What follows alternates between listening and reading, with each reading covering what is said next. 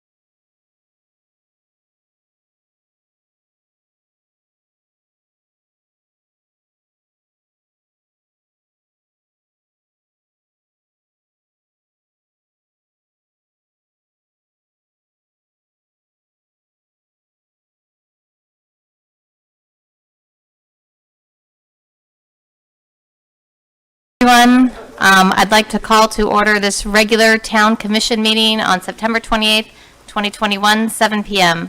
Let's all please stand for the pledge. I pledge allegiance to the flag of the United States of America and to the republic for which it stands, one nation, under God, indivisible, with liberty and justice for all. All right, Town Clerk, will you please call the roll? Mayor Mayfield? Here. Vice Mayor Campo? Here. Commissioner Fender? Here. Commissioner Kurzman? Yes. Commissioner Tompak? Here. All right, thank you. Up first, we have a presentation, a life-saving award from the Police Department. Chief Tina, did you want to come up and introduce the item? Yes. We have Sergeant Thompson, Officer Hodge, Dr. Pagnini. Would like to come up as well? Who else do we have? Anyone else want to come? Oh, I'm sorry. My arrest is very well. Sorry, Chief. I'm going to kind of step off to the side, kind of out of the way for a minute, because I kind of feel like I want to talk to everybody in the room. You got I can talk loudly. I was excited. Everything about this is just wonderful. And the neat thing that I have is that I know for many of you, I'm up here kind of often with life-saving awards, which I think is a fantastic tribute to the officers in our department. I was surprised to even see former Chief Lou Savini sitting here. And Lou's here.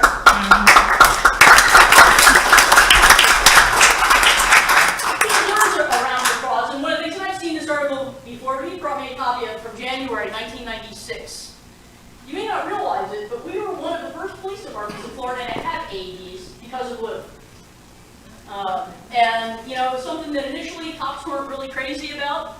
That's why we got this nice fire rescue guys to show up on this kind of stuff. But one of the things that he realized, and it was so important everywhere out in the community, is for people to recognize that if you're going to be responding, well, by God, don't we want them to live?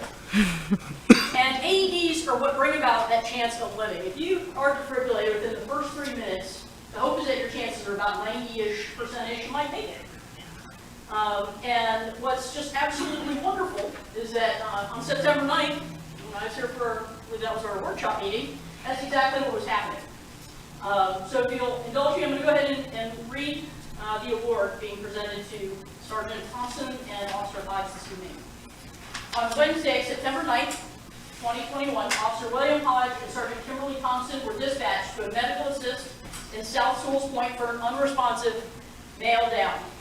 When officers arrived, they found the gentleman in the street unresponsive along with his husband and family pets. The victim had no pulse, so they immediately began to administer care. Sergeant Thompson began CPR while Officer Hodge attached the automated external defibrillator, also known as an AED. Between the AED delivering shocks, they continued chest compressions. After several rounds of CPR, they could feel the pulse. They continued their revival efforts until the arrival of Stewart Fire Rescue. Officer William Hodge and Sergeant Kimberly Thompson are hereby recognized for their rapid response and recognition of a life-threatening condition and providing care in circumstances that are always very traumatic, especially with family present. These officers work together as a team, rendering assistance swiftly and selflessly, successfully resuscitating the patient that evening. The patient has since returned home, joined us for a commission meeting, and is faring well. And I know that Dr. Pagnini and possibly Mr. Langer may have some words. Feel free. You may not be as loud. If you're not, you have to talk into the microphone. Maybe talk loud. I'm pretty loud. All right. For those of you who don't know me, I'm Dr. Paul Pagnini, and I'm a physician myself. I'm the chair of the Department of Radiation Oncology at Cleveland Clinic in Vero Beach. And one of the things that you first learn, even in the early training in medical school, is early response saves lives. And I, from the bottom of my heart, God placed us at the right place at the right time, because I know that after Joe called, they were there with less than 2 minutes with that AED on me, and we're able to follow that. And I know Dr. Officer, she should be called. Just promoted him, gave me the best best CPR ever because the doctors in the hospital, said what my rhythm was and that it's a wonder that I had oxygenation and blood pumped to keep my heart back and to keep my brain functioning because there's an awful lot of bad neurologic outcomes that can happen. And these compressions were so perfect, and I still feel them. And you never know when you take classes, and I'm sure many of you do take classes to learn CPR, when you're actually doing it, it's a whole different story. And I'm just so grateful to Kim and Officer Kim and Officer Hodge for their heroism in my mind for saving my life.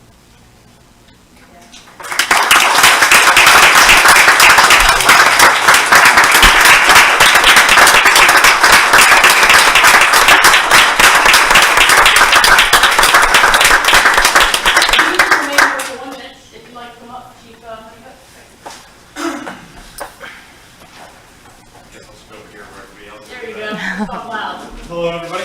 My name is John Honeycutt. I'm the battalion chief with Sewall Fire Rescue. We provide services out here at Sewell Point. I'm an ACLS, ALS, and BLS instructor. I've been one for many years. And I also happen to be the battalion chief who responded to this particular call for service. As an instructor, one of the things that we teach is the chain of survival. That includes the recognition of a cardiac arrest, early CPR and defibrillation, advanced life support, and post-resuscitation care and recovery. If any of these links fail, our patient will not have a favorable outcome. On the fire side, everybody gets excited when we get code safe or we have somebody who comes back from a cardiac arrest and we bring that patient to the hospital with pulses. But to us, the bigger achievement is when our patient's able to leave the hospital with a good quality of life.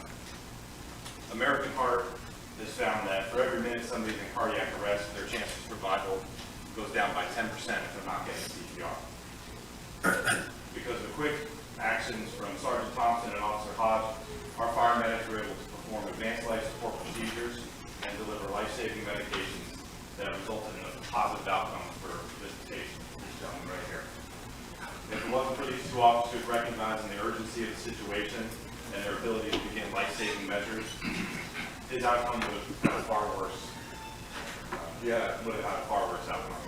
So, as a representative from Sewall Fire Rescue, our department wants to say thank you and congratulations on the job well done.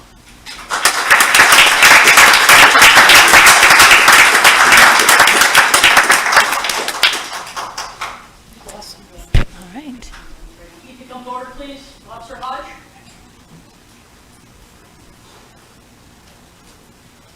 This commendation is in recognition of your life-saving services.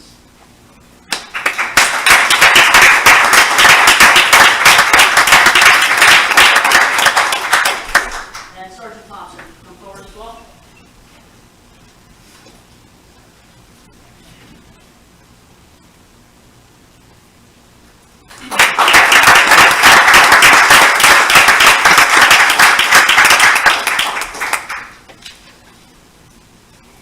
So again, thank you both. We're proud to have you here. We know you guys do a remarkable job out there. And I want to thank the commission for their support because, some of it comes down to certain funding. I mean, we have AEDs in every police car. Okay? Every officer, nobody's hesitating, nobody's waiting. We're looking for the other guy that's right on the other side of the wall right here. No one's noticed the sign on the wall. Learn CPR.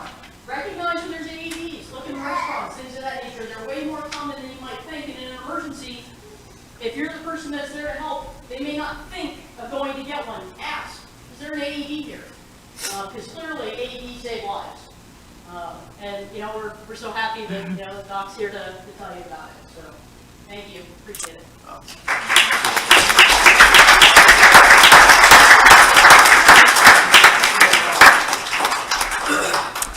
Thank you, Chief Tina. That truly is a wonderful story, and I'm so glad that you guys were all here to share it. And Officer Hodge and Thompson, you didn't just save a life, you saved it really well. That is just the best you can do. Can we do a picture with the commission with them? All right. Chief, can you do a picture with the commission and? You want to, how about we stand there and they can get the mic 2 tiers? Perfect. Everyone? Love it. All back here. Even better. We can get you guys to stand. Or do you want me to sit in the front? Hold on a little bit so we can get everyone here. Langer, Dr. Peggy, Chief Honeycutt.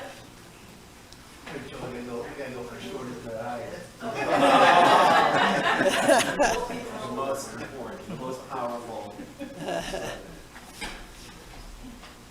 Make sure they're facing up. I'm always upside down.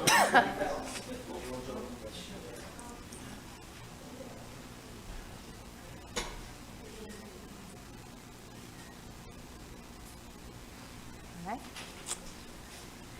I think that was it. They put down their, oh, one more. Hold on, Tom. Thank you. Good job. All right, thank you.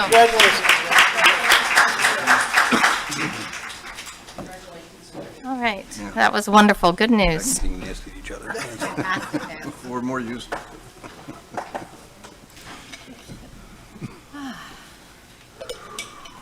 All right.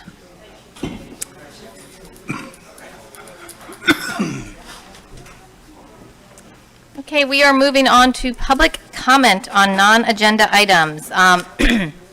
Just to refresh everybody on our public comment guidelines in general.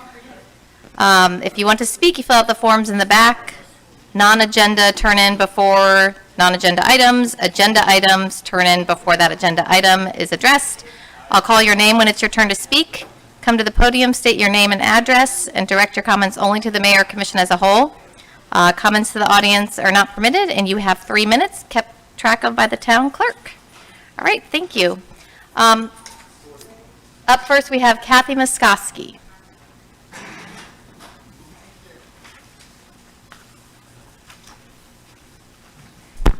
Good evening, Commissioners and Madam Mayor. I appreciate this time to speak.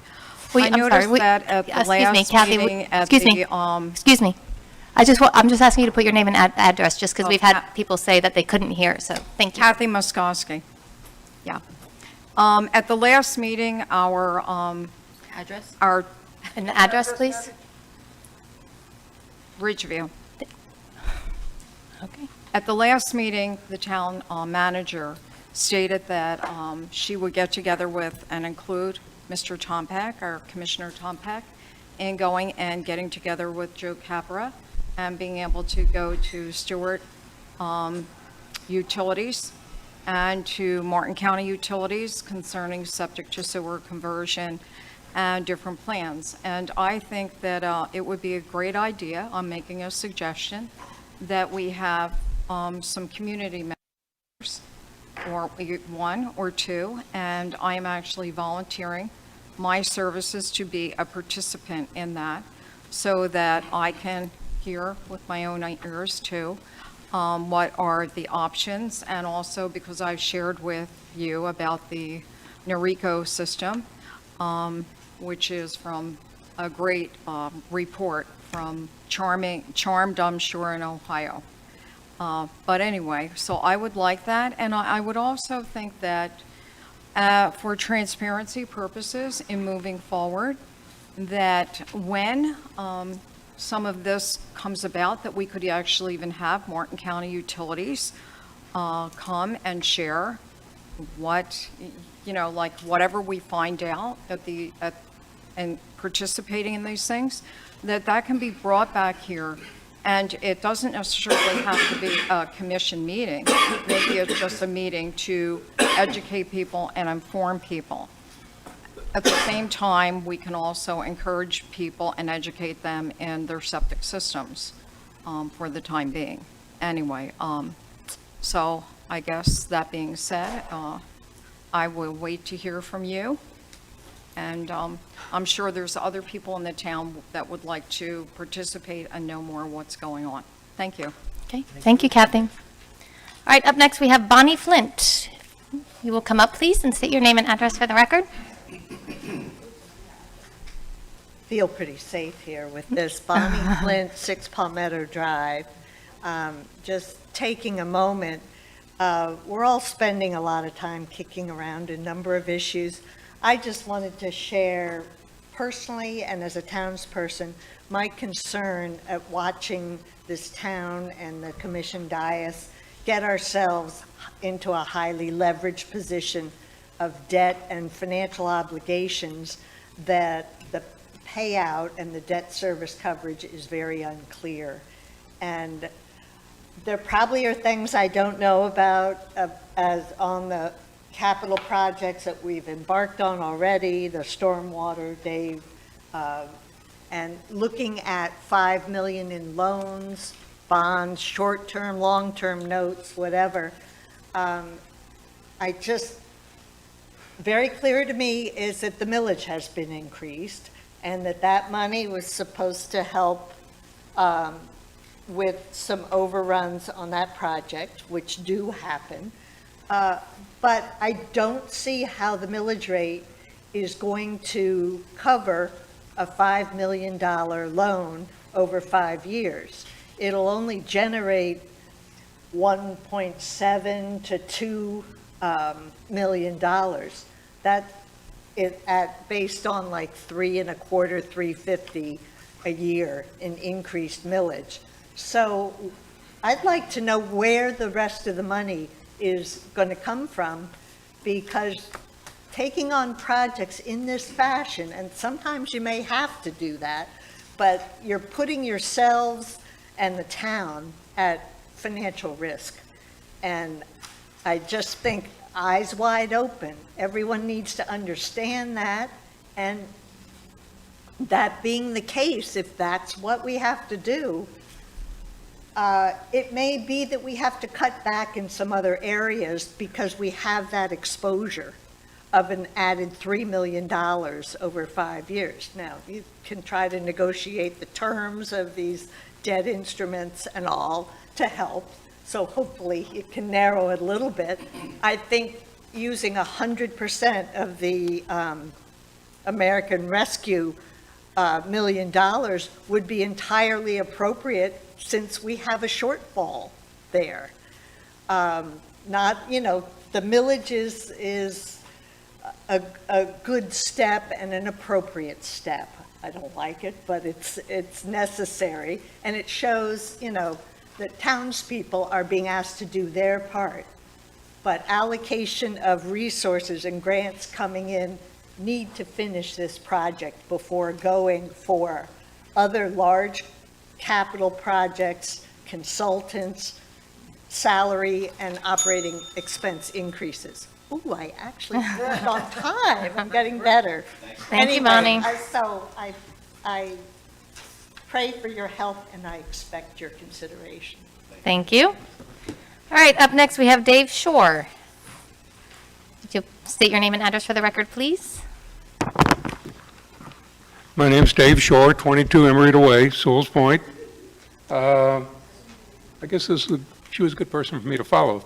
I moved here in 2000, that's about 21 years ago, and never for a second have I doubted the importance of having our own police department and the superb training that they receive. Every once in a while we get a new commissioner, not here, but every once in a while we get a new commissioner who explores the idea of farming out our department as a cost savings. Number one, if you do the math, there probably is very little, if any, cost savings. But I cannot begin to list the benefits that we would lose. Most important, personal attention and security to our safety, and lives saved.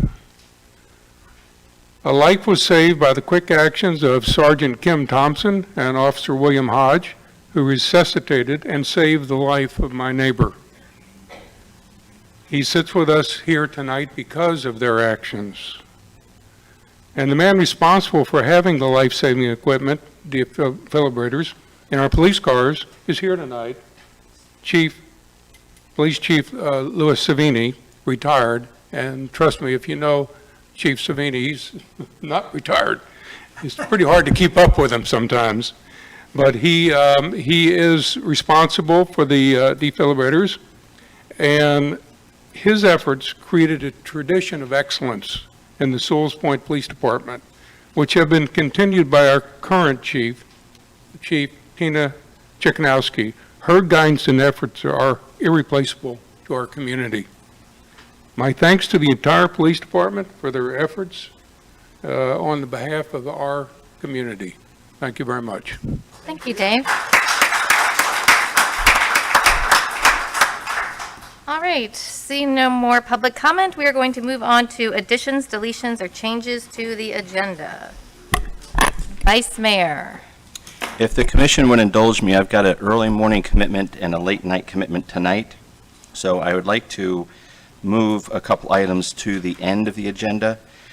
I would like to move items 11C, 11D, and 12A to the to be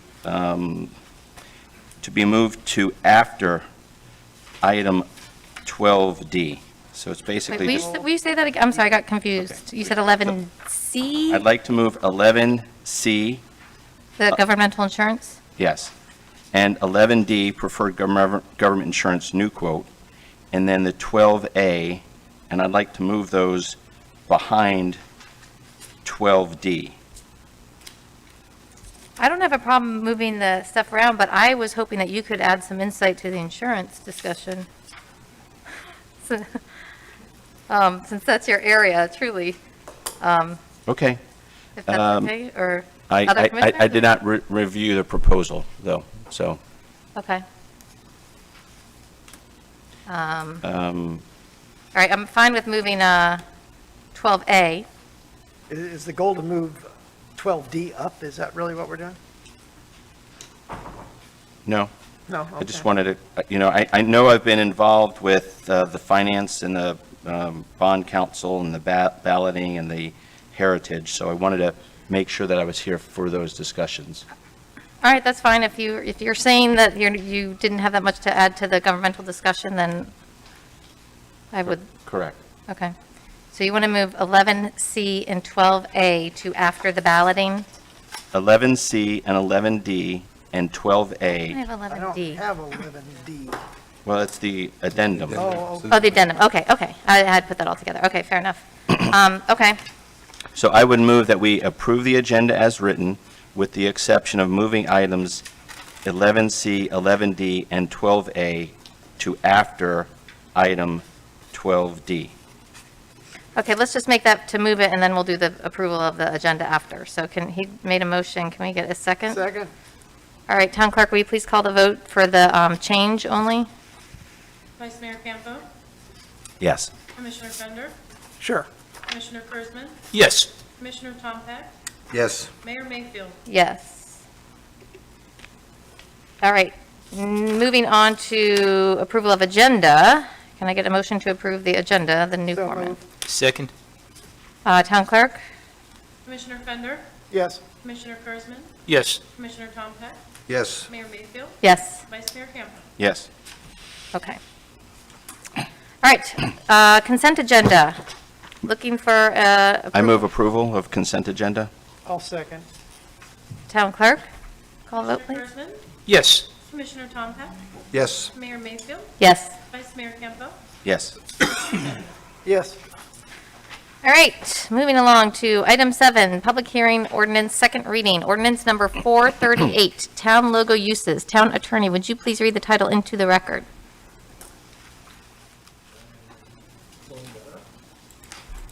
On your screen. No, I think we're doing ordinance 438. Ordinance number 438 Yes. is an ordinance of the Town Commission of the Town of Sewell Point, Florida, adopting Chapter 2, Administration, Article 1 in general, Section 2, for town logos uses, to provide for the designation of the town's logos, to establish their authorized uses, and to provide for their protection, and private severability, to fulfill local conflict, codification, and an effective date. Thank you, Town Attorney. Any discussion amongst the commission? Seeing none, I would look for a motion to approve ordinance number 438. I'll make a motion. So moved. Or second.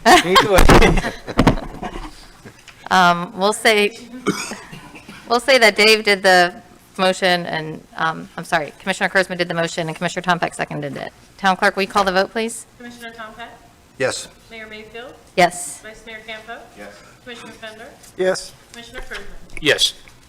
All right, there are no first readings for ordinances, so we are going to move to item 9, which is resolution number 927, American Rescue Plan Act funds, the receiving of them. Town Clerk, would you please read the resolution title into the record? A resolution of the Town Commission of the Town of Sewell Point, Florida, adopting an amendment to the 2020-2021 fiscal year budget, directing the town manager to take action to implement the budget amendment number 6 and providing for an effective date. Okay, thank you. Is there any discussion amongst the commission on this item? Maybe the finance director. I mean, I think the big concern that we all have is if we accept the funds, what obligations do we have? What extra bureaucracies or studies or ongoing maintenance costs do we have just by means of applying? Actually receiving. We've received it already, right?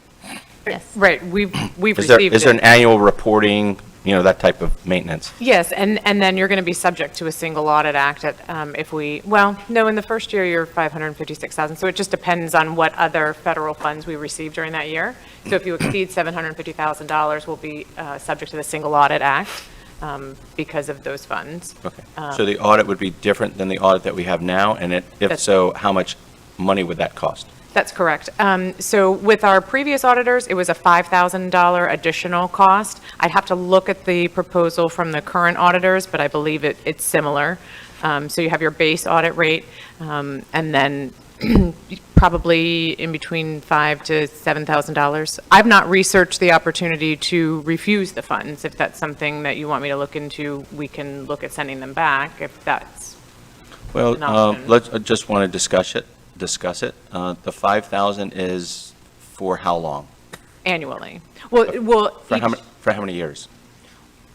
Well, the audit is only required in the year that you exceed $750,000. So it is going to be required this year for the 2021 audit. It will likely be required for the 21-22. That doesn't mean that it's required for the 22-23. Okay, so it may be like a 1 or 2 year. Correct. Okay, thank you very much. Sure. Commissioner Tom Peck. Yeah, can you refresh my memory? There's a time limit on when you have to spend the money? Is it 3 years or 5 years or 7 years? I don't remember. Within It's 2 years? Okay. Thank you. Okay. And there is a item in new business where we're going to discuss the funds. This is more just the resolution to accept the funds. So, seeing no more discussion, I'll look for a motion to approve resolution number 927. So move. Could I get a second? Second. Town Clerk, will you please call the vote? Mayor Mayfield? Yes. Vice Mayor Campo? Yes. Commissioner Fender? Yes. Commissioner Kurtzman? Yes. Commissioner Tomka? Yes. All right. No old business. We are moving on to new business. The first item is the Citizens Advisory Committee. There's an MPO vacancy for the town of Sewell's Point. The town clerk is requesting a recommendation for a resident to serve on the above-mentioned board. I have someone who said they were interested. I only spoke to them today, so we didn't get into in-depth, but any other commissioners? Nope. All right. Your lead. Her name is Melissa Wilson. She lives in Castle Hill. Like I said, I just asked her today. She's a longtime Martin County resident, so I thought it might be of interest to her. Not that it's not of interest to non-long-term residents, but if no discussion, Vice Mayor? Just a discussion for the attorney. I am the Sewell's Point representative to the MPO. Is it against sunshine for me to discuss with Melissa Milson, if she was the designee, to meet with her and discuss kind of background, get her up to speed, or is that against sunshine? It might be, you're talking about discuss MPO issues with her? Yes. Yeah, I would defer to the MPO attorney, but I think he or she's answer will be that would probably violate the sunshine law, that you can't talk to her once you're appointed. They're not as smart or good-looking as you, though. Well, thank you very much for that. That's Goodness. Okay, That's all right, what I tried, thanks. Madam Mayor, Yes, Town Manager. if the Vice Mayor would like, I can reach out to the Director of the MPO and ask for an orientation for the new appointee. Okay, Thank you very much. That would be nice. That sounds like a, There's a lot of acronyms. There's a lot, I mean, they're talking about things literally 20, 25 years. It's yeah, phenomenal. well, so obviously she has to, once she gets going, like I said, I just asked her today, so she'd have to get going and agree to it, but it's a start, and I didn't see anybody else, so we could go from there. Yes, Town Manager? Madam Mayor, just as a brief review, as the commission knows, the vice mayor sits on the MPO representing the town from an elected standpoint, but there are different components to the Metropolitan Planning Organization. So the citizen advisory group is so important, so we're really excited about somebody representing Sewell's Point. It's not just about Sewell's Point, it's the entire Martin County and the region that gets addressed. So they'll be on the inner circle of knowledge for the next 10 years at least worth of planning, typically 40. Once the advisory group of citizens makes their recommendation, then there's another group, and that is where I sit on as the vice chair. Also, as my second is Joe Capra, who's always been there for you. And so we represent the technical aspect. And then once that gets passed and information is provided from an advisory standpoint, it moves to the elected body. Okay. And that's how decisions are made long-term for not just Sewell's Point, but how we interact and are interdependent with Martin County. Interesting. All important. Thank you. I appreciate that. All right, I would look, excuse me, for a motion to approve The appointment? the appointment of Melissa Wilson as the CAC representative from Sewell's Point. I'll make a motion to approve. I'll second. Excuse me. Seeing no discussion, Town Clerk, may I please get the call to vote, please? Vice Mayor Campo, Aye. Commissioner Fender, You bet. Commissioner Kurzman, Yes. Commissioner Tompak, Yes. Mayor Meeker. Yes. Okay, all right. We are going to move to discussion items since item 11C was moved down, and item 12A was moved down. So now we are going to the draft revised RFP for potential sale of, Okay, what, did we do B? 11B. oh, I'm sorry. Okay. My bad. Sorry, I Yes. thought I had it wrong. My bad. I apologize. Item 11B, budget amendment number 6, receipt of American Rescue Plan Act funds. Finance Director. Thank Madam you. Mayor, the Finance Director is going to walk through a really important presentation about the ARP fund discussion for today. Excellent, excellent. So in recognizing that revenue, our next step is then going to be to ask the commission to give us some guidance as to where you want to allocate those funds. And so we've put kind of a, is it advancing on its own? You know what, and before we even move on, we're not asking you to make that decision tonight. It's really just about a reminder and for the public on how these funds can be used, and we probably will workshop this in the very near future. That sounds good. Okay. So, I'm sorry. So what can the funds be used for? Respond to public health emergency, respond to workers performing essential work. And we can read through this, but I'm not going to bore you with all of those things. For the provision of government services to the extent of reduction in revenue, which we did not see. Do you mind reading through it? Sure. Because I this would is always, love to. this gets passed a lot, and I can alternate it with you. it helps get in my brain. Okay, so these are the items specifically that it can be used for. To respond to the public health emergency with respect to the coronavirus disease 2019 or its negative economic impacts, including assistance to households, small businesses and nonprofits, or aid to impacted industries such as tourism, travel, and hospitality. To respond to... I was going to give you a break. To respond to workers performing essential work during COVID-19 public health emergency by providing premium pay to eligible workers at that metropolitan city. Non-entitlement unit, which is what we are, a non-entitlement unit of local government or county that are performing such essential work, or by providing grants to eligible employers that have eligible workers who perform essential work. For the provision of government services to the extent of the reduction in revenue of such metropolitan city, non-entitlement unit of local government, or county due to the COVID-19 public health emergency relative to revenues collected in the most recent full fiscal year of the metropolitan city, non-entitlement unit of local government, or county prior to the emergency, or to make necessary investments in water, sewer, or broadband infrastructure. Okay, and so this last bullet point is where we feel that the town has the opportunity to use funds. Because we did not have a loss in revenue, and these other items don't technically apply.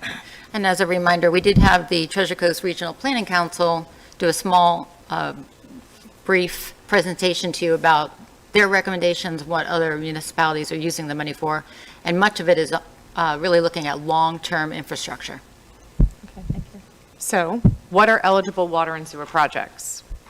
The interim rule aligns eligible water and sewer projects with those that are eligible to receive financial assistance from the EPA, Clean Water State Revolving Fund, and Drinking Water State Revolving Fund. These types of projects eligible for the CWSRF include projects to construct, improve, and repair wastewater treatment plants, control non-point sources of pollution, improve resilience of infrastructure to severe weather events, create green infrastructure, and protect water bodies from pollution. The DWSRF projects that are eligible assist communities in making water infrastructure capital improvements, including the installation and replacement of failing treatment and distribution systems.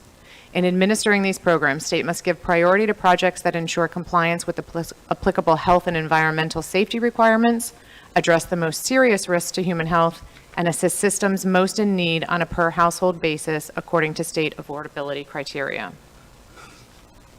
Ineligible expenses. Funds cannot be spent on contributing to reserves, pension plans, lost revenues resulting from a change in law, as a match for other funds or state grants. So it can't be that matching piece that we would need for other grant programs. Repayments on outstanding debt, or infrastructure other than water, sewer, and broadband, unless it's part of a government services from a reduction in revenue, which we don't qualify for. Can recovery funds be used for non-federal matching requirements such as FEMA assistance? No. Additionally, while the projects can qualify under the CWSRF or the DWSRF, they cannot be used as the matching funds for those programs. Can recovery funds be used for general infrastructure projects such as road and bridges?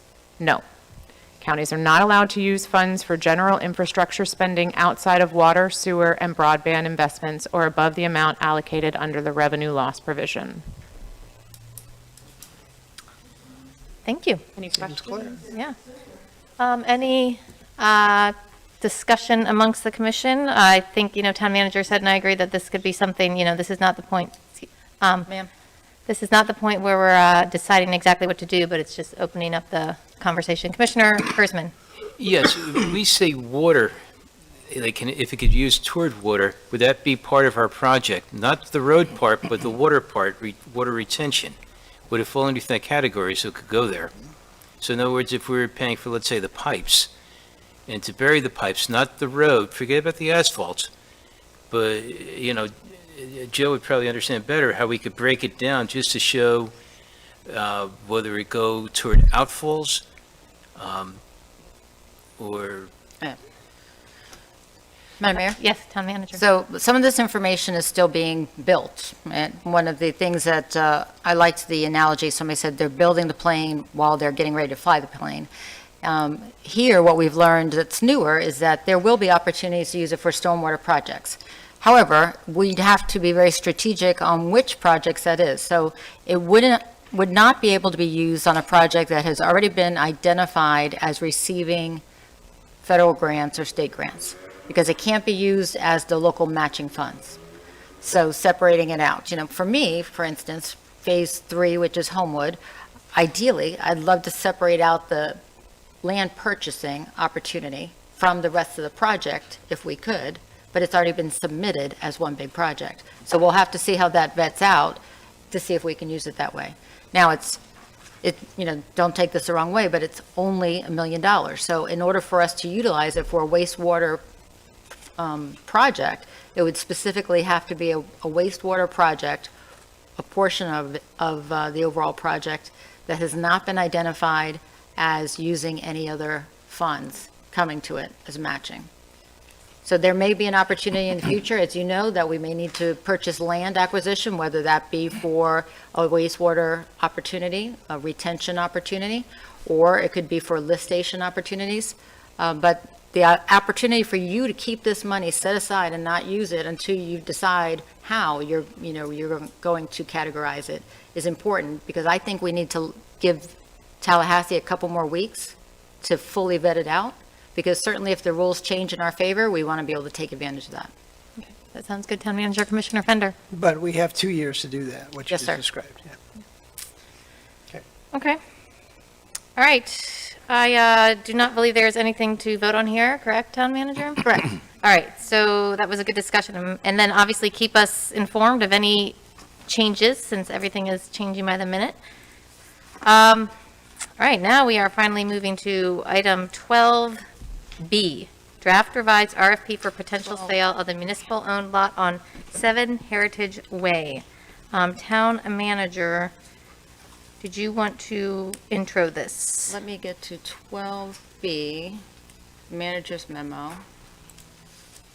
This item has been before you, as you know. For the direction of the Commission, the legal team has attempted to streamline the RFP process for the real estate broker services and to revise the scope of services to only the sale and marketing of 7 Heritage Way.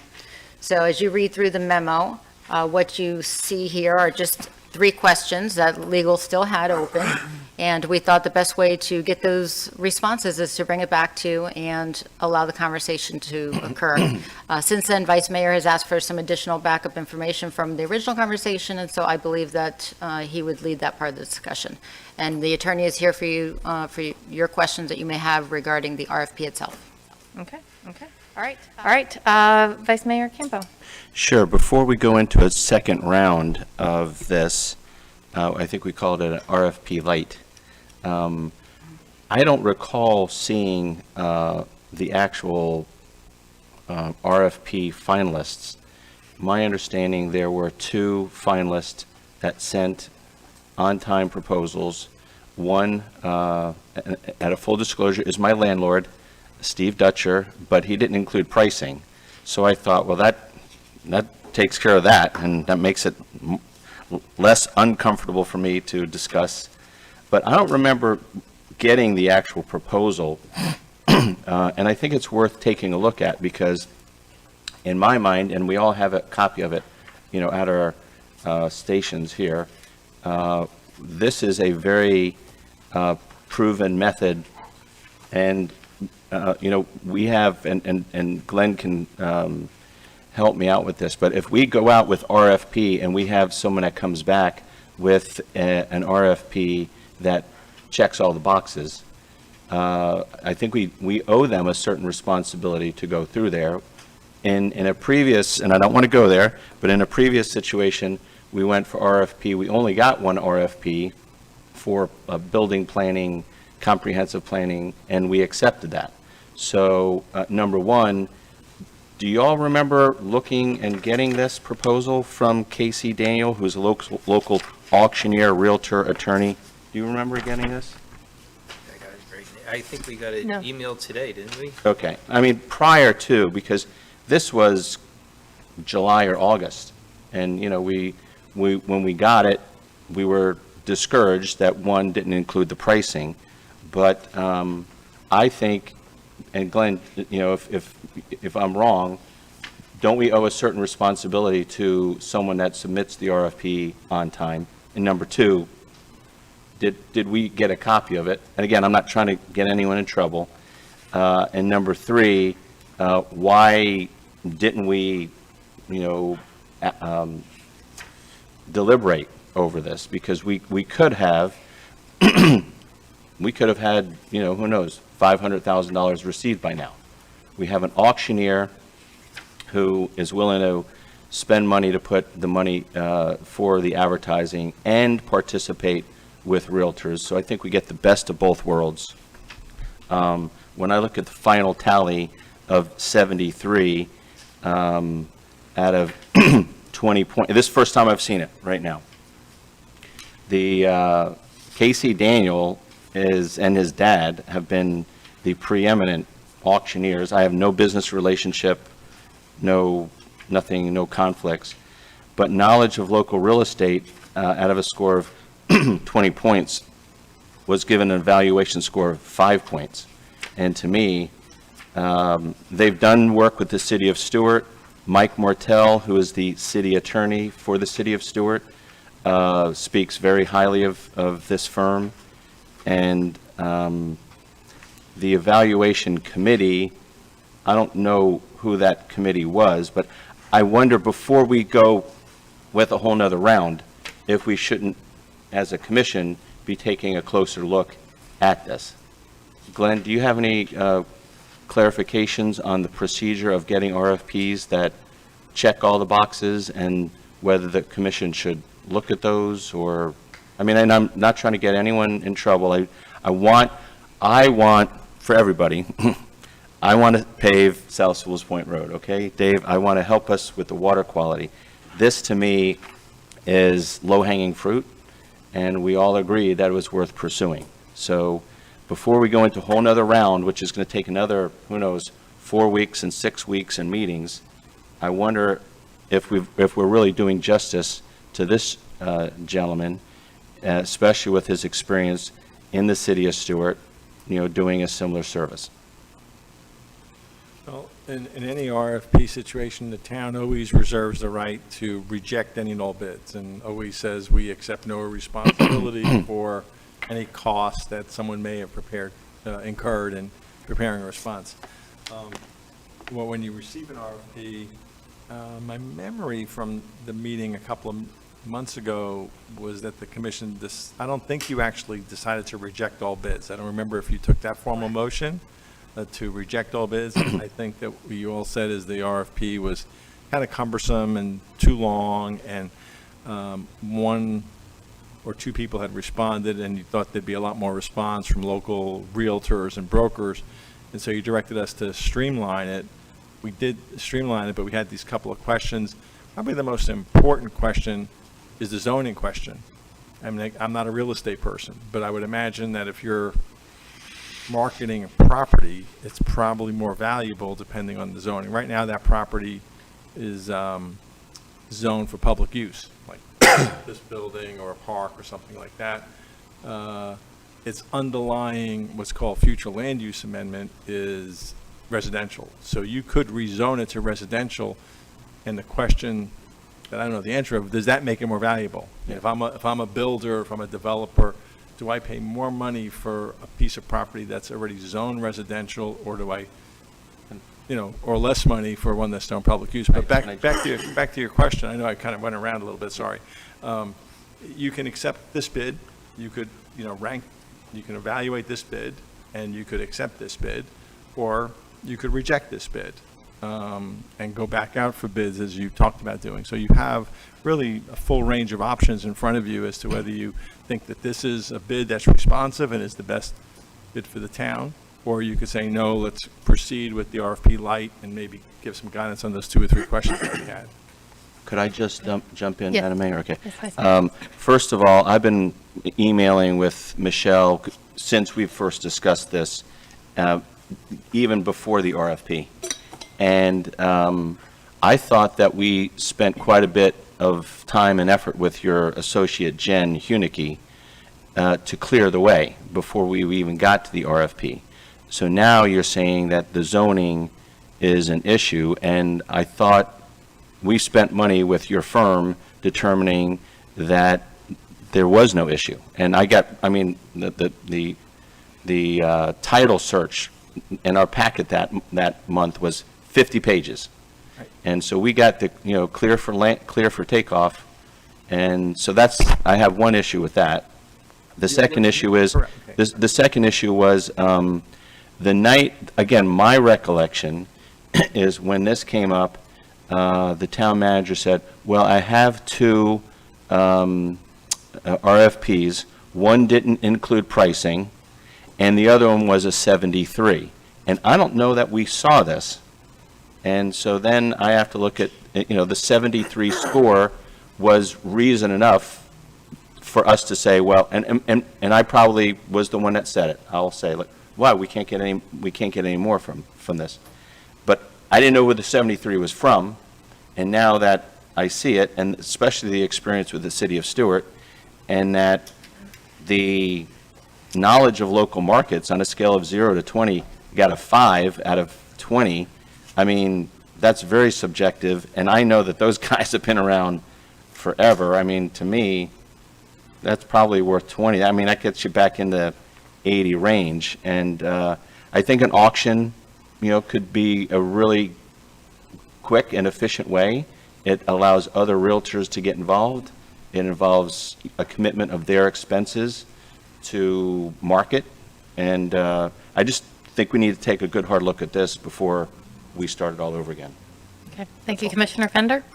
So my recollection was, whether we looked at it or not, the concern was the limited reply. So we assumed that if we were going to have an RFP process, a single response for an RFP was not a very adequate process, and I thought it was your idea to go back for a quote-unquote light process to make it easier to do. So we didn't have any further discussion. It wasn't... I agree. And it was based upon, it was a 73. And so... I don't again, remember the number, but well, I remember there was only one. That didn't matter what the score was, right? Right. Because there's nothing to compare it to. Well, I mean, I accept responsibility of not saying at that time, well, let's look at it. Let's, why did it get a 73? And I don't think it was in our packet. It was basically staff saying, we got it, it's only a 73, and RFP no process was failed because we didn't get enough response for a formal RFP, right? That's the discussion.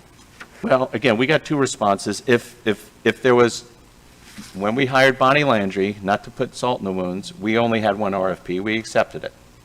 Okay, I don't know. But, Yeah. And I'm just talking about this scenario. Yeah, and, no, again, I'm not pointing yeah. fingers. I accept as much responsibility as anyone else, and it was based upon, it's a 73, so, but we didn't get this. I think if we had gotten this, we might have looked at this and say, hey. Well, now's the time. I mean, we're here, meaning we Yeah, can I mean, do. can we look at the scores? Okay. Could we possibly accept this and save ourselves, 6 to 8 weeks of the next part of the process? Glenn, we answer that, and then Commissioner Fender was not done. That's my question for you, Glenn. Yeah, the commission could say they want to serve as the committee at this point and evaluate the bids. Again, normally the commission doesn't do that, but that doesn't mean you can't do that. So you would evaluate this bid and determine whether this is someone you'd want to accept or whether you want to go back out for more bids. Commissioner Fender? So just a last comment, and I don't want you to take it the wrong way, because I'm concerned it will be interpreted incorrectly, but because I am also in favor of maximizing revenue and getting some payback on the tax rolls long-term. But I just feel compelled to acknowledge the letters we've received from the community, the neighborhood, who really wants to maintain that green space. So I don't want this discussion to continue without somebody in the audience hearing us ignore the several letters I've received on, hey, we like our green space. So I'm going to comment with that. Thank you. And that sort of compels me to say, if we're not going to protect the green space, then we should probably have a formal RFP process. Yeah. And I'm not passionate about this, but Wait, hold on one second. Commissioner Kurzman's been waiting a bit. Sure. Commissioner Kurzman? I was pretty much going to go where Frank went, almost identical to the words. Pretty much, we've had, I think it was 3 or 4, I believe it's 4 residents that live on that road that encourage us to keep it as a green space. And but if we were to go forward, this would be quick, swift, and easy, and we could actually set what we want to do. I have mixed feelings on that, to be honest with you, on both ends. It's a difficult decision. Right now, the property's not going anywhere. The value is going to remain. Whether we sell it now, later, it might go up because we don't have much land left. This is it's a commodity at this point. I know that we received, letters from Ann Schmidt, Mona Leonard, the people that live across from Mona Leonard, and there was, I'm trying to remember, I'm pretty sure there was a 4th family involved, but, I would like to hear them out on that side, and, to see if we should keep it or should we sell it. I mean, there's other pieces of land. I mean, right now, if you look over what used to be a retention pond, which we call Lantana Park, the land next to that sold for $800,000, and it's ready to build. I mean, if you where do you draw the limit? It's being built on. Yeah, that is being built on. Coming out of the ground. The twin lot next to it, that's going for $800,000. Has no tree on it, nothing, and it would be clear and ready to go. I mean, how far do you want to go to raise money? And that's really the question. What are we willing to do? What are we willing not to do? It's a tough decision, but we really should think this through even more so after seeing some of the emails that I've received. And it's a tough decision. I really hate to make a decision tonight on this, to be honest with you. Vice Mayor, did you want to add? I think the explanation to the neighbors, or I would call it NIMBY, not in my backyard. I mean, everybody wants us to raise revenue. Right. Those same people will stand up there and say, don't raise taxes. This lot proceeds would be 1.5 years of the tax that we all, whether we voted for or against the tax, we've all been, I would say, crucified. I mean, I'm getting it left and right, and you all are too, and no matter what the vote was. So here's 1.5 years of ad valorem income that we can say that we raised, and we can say, hey, we were under the obligation, because at that time, 5 of us said, and I know the mayor was trying to be a consensus builder, but she did vote for going out for RFP. We're under an obligation when we do RFPs, and Glenn, this is why I'm speaking to you, to look at them. And, you know, when we don't give them proper action, and again, maybe I should have said, hey, 73, where did you come up with that? Why isn't it in the packet? It was not in the packet. But I think the response to the neighbors was, at the time this went out, it was a unanimous vote to get the request for proposals. We got the request for proposals, and we're acting on that.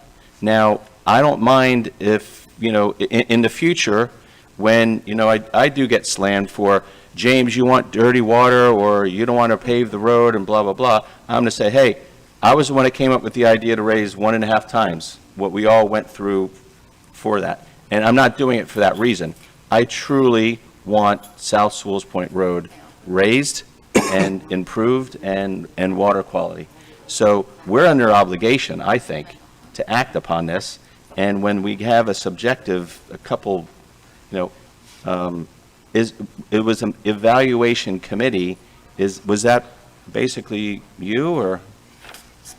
Yes, sir, it was me, and So there's as no. soon as you're ready, I can. No, I'm going to add in my. Okay.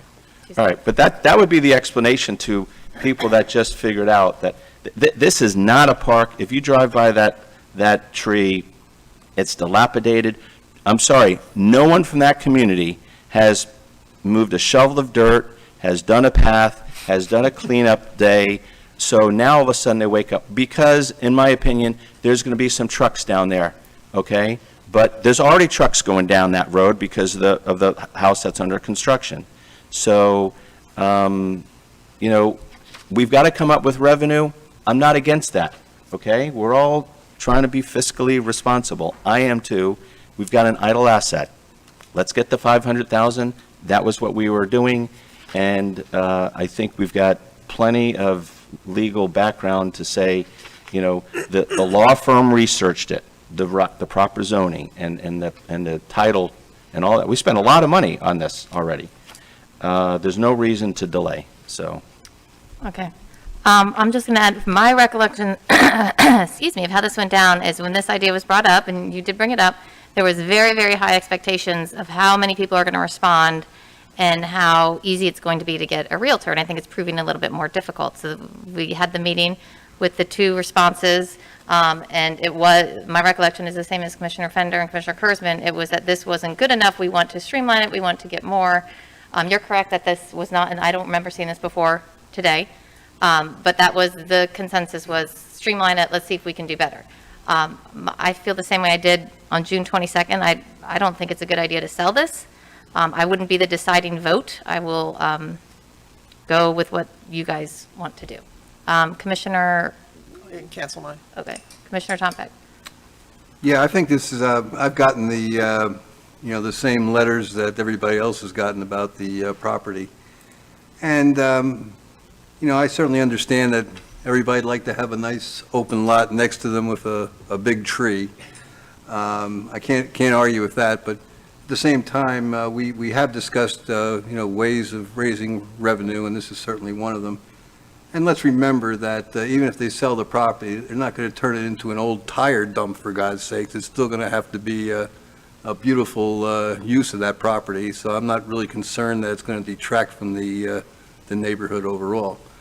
Going back to the original issue here, everybody's recollection, I think, is in unison here, that we didn't think that the bids we had were good enough, and that's why we decided to revise the request for proposal to the light version. So I think we've gone down the road here. I think we ought to go ahead and get the rest send it out and see what else we get from it.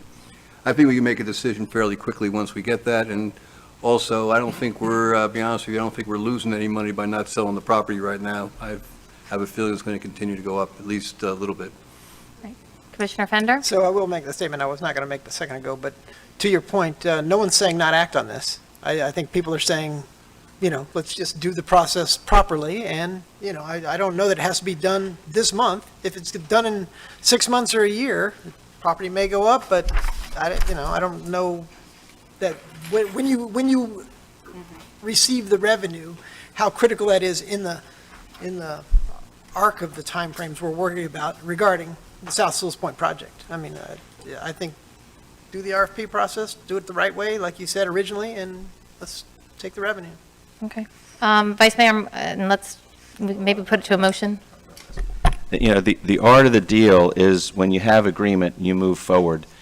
Because for whatever reason, we did not act quickly, now we're going to pick up resistance. And you might think, oh, the market value is going to go up, but this is going to be picking up resistance and friction, which slows it down, and we could have had this money in the bank, and they're going to come back from Tallahassee, Toby and All right, I'm Gail. going to get a and- motion going here so we can, Okay.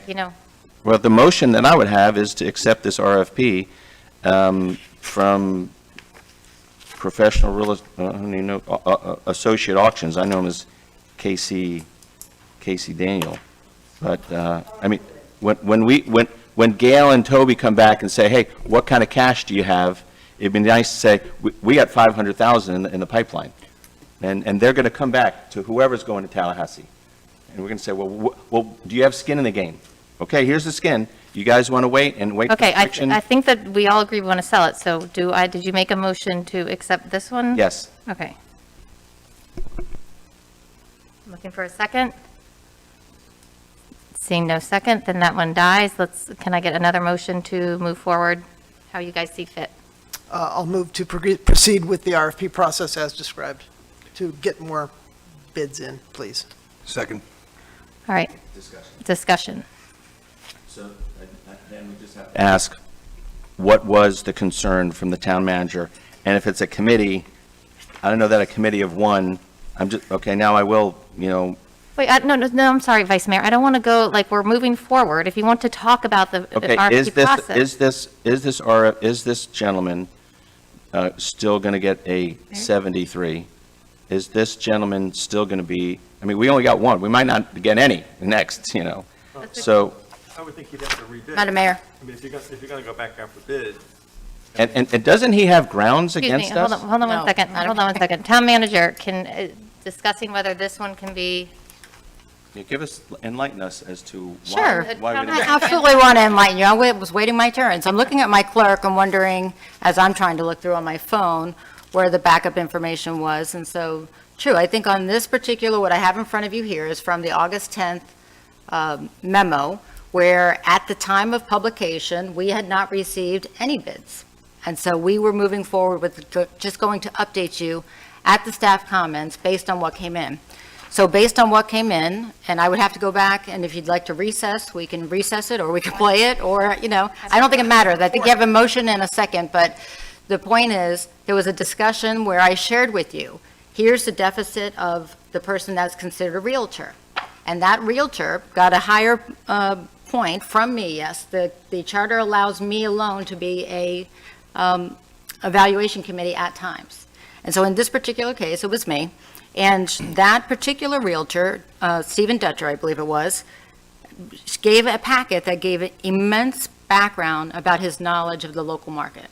In this particular packet that you have right here in front of you, The only information I received from an objective view about this company and their knowledge of the local market was the advertisement for the City of Stewart lots. If you look through their packet, in my opinion, they did not give enough information for me to give them a higher score based on what I would like to see as far as them sharing their knowledge of the local market. Everybody has their own way of sharing that information, and then the score is reflective of the information that was provided. So I did check references. The references came back solid. I have no problem with the references. I even said to you, if you want to move forward with an auction, you can take a look at the prices that are incorporated here. But it's an auction, which is different than what the commission was saying they wanted to do. The commission had led me and I believe my partner over there, and my town attorney, your town attorney, to believe you were looking for a local realtor who understood the market and could assist in getting your highest and best value for this lot. In this particular case, the auction of the lots for Stewart is the only information, and it's solely an advertisement, and the rest of the information that is local is about selling cars, and then selling tractors in auction, and equipment. So that, I just wanted to help understand where I got that score versus the others. That's then very helpful. When you go through the score of the Realtor, Stephen Dutcher, it was a higher score because it was reflective of an active realtor who absolutely understood the market, had great references, missed only the price point, which is the most important part. How much are you going to charge us? And so the discussion with the commission was, do you want me to go back and ask for the price point? Do you want me to bring this back out? What would you like me to do? And from there, the discussion moved into, why is this process so difficult? Nobody could understand it. We didn't have anybody apply. And I reached out in an exit interview type of process, and I did not receive that same feedback. So if you want to change it now, I'm okay. We're here to execute what you want. But that is not my recollection. That is the facts based on what's in this information here. And if you'd like, I'll go back again, provide more information. But when you have limited resources on staff, the continuous going back and finding out where we talked about something, bringing it back and showing it over and over again is so cumbersome. Okay, town attorney, just to answer that question, anybody would have to reapply, correct? Meaning this one and the other one that the town manager referenced, correct? If you're going to issue a new Right. RFP, then anybody is free to apply. I would probably recommend, after you finish the motion that's on the floor, a Right. motion to just reject all bids, so it's clear the store's closed, there's no doubt that it's still open. So do this motion and then do another motion to reject prior bids? Is that what you're saying? Okay, thank you, town attorney. Commissioner Fender? No, I was just going to say that I don't care what happened in the past. I think we're all trying to do our best work, but going forward, as far as not counting or forcing these people to rebid, probably legally they have to rebid, but I think probably you'd want to call them up and say, hey, look, the last process didn't work well for us. We're going to make this easy for you to get into the next round. You can use what you had, or, we'll help them streamline it so it's not a cumbersome. And I think the idea was make it a light process anyway, right? So let's try to convince them to come back in for the next round and apologize profusely. Is that okay, Tell them town we'd love attorney, them. to ask them that stuff? Tell them that? Okay, all right. Do only legal things, of Right. course. I mean, do the- Right. Yeah. Again, if you're going back out for bids again, and it's a Yeah. different RFP, you made it quote light, Yeah. then this person's Already response before. is not responsive to the new RFP. He's got to tweak it a little bit. All right, Vice Mayor, Well, then we'll call the vote.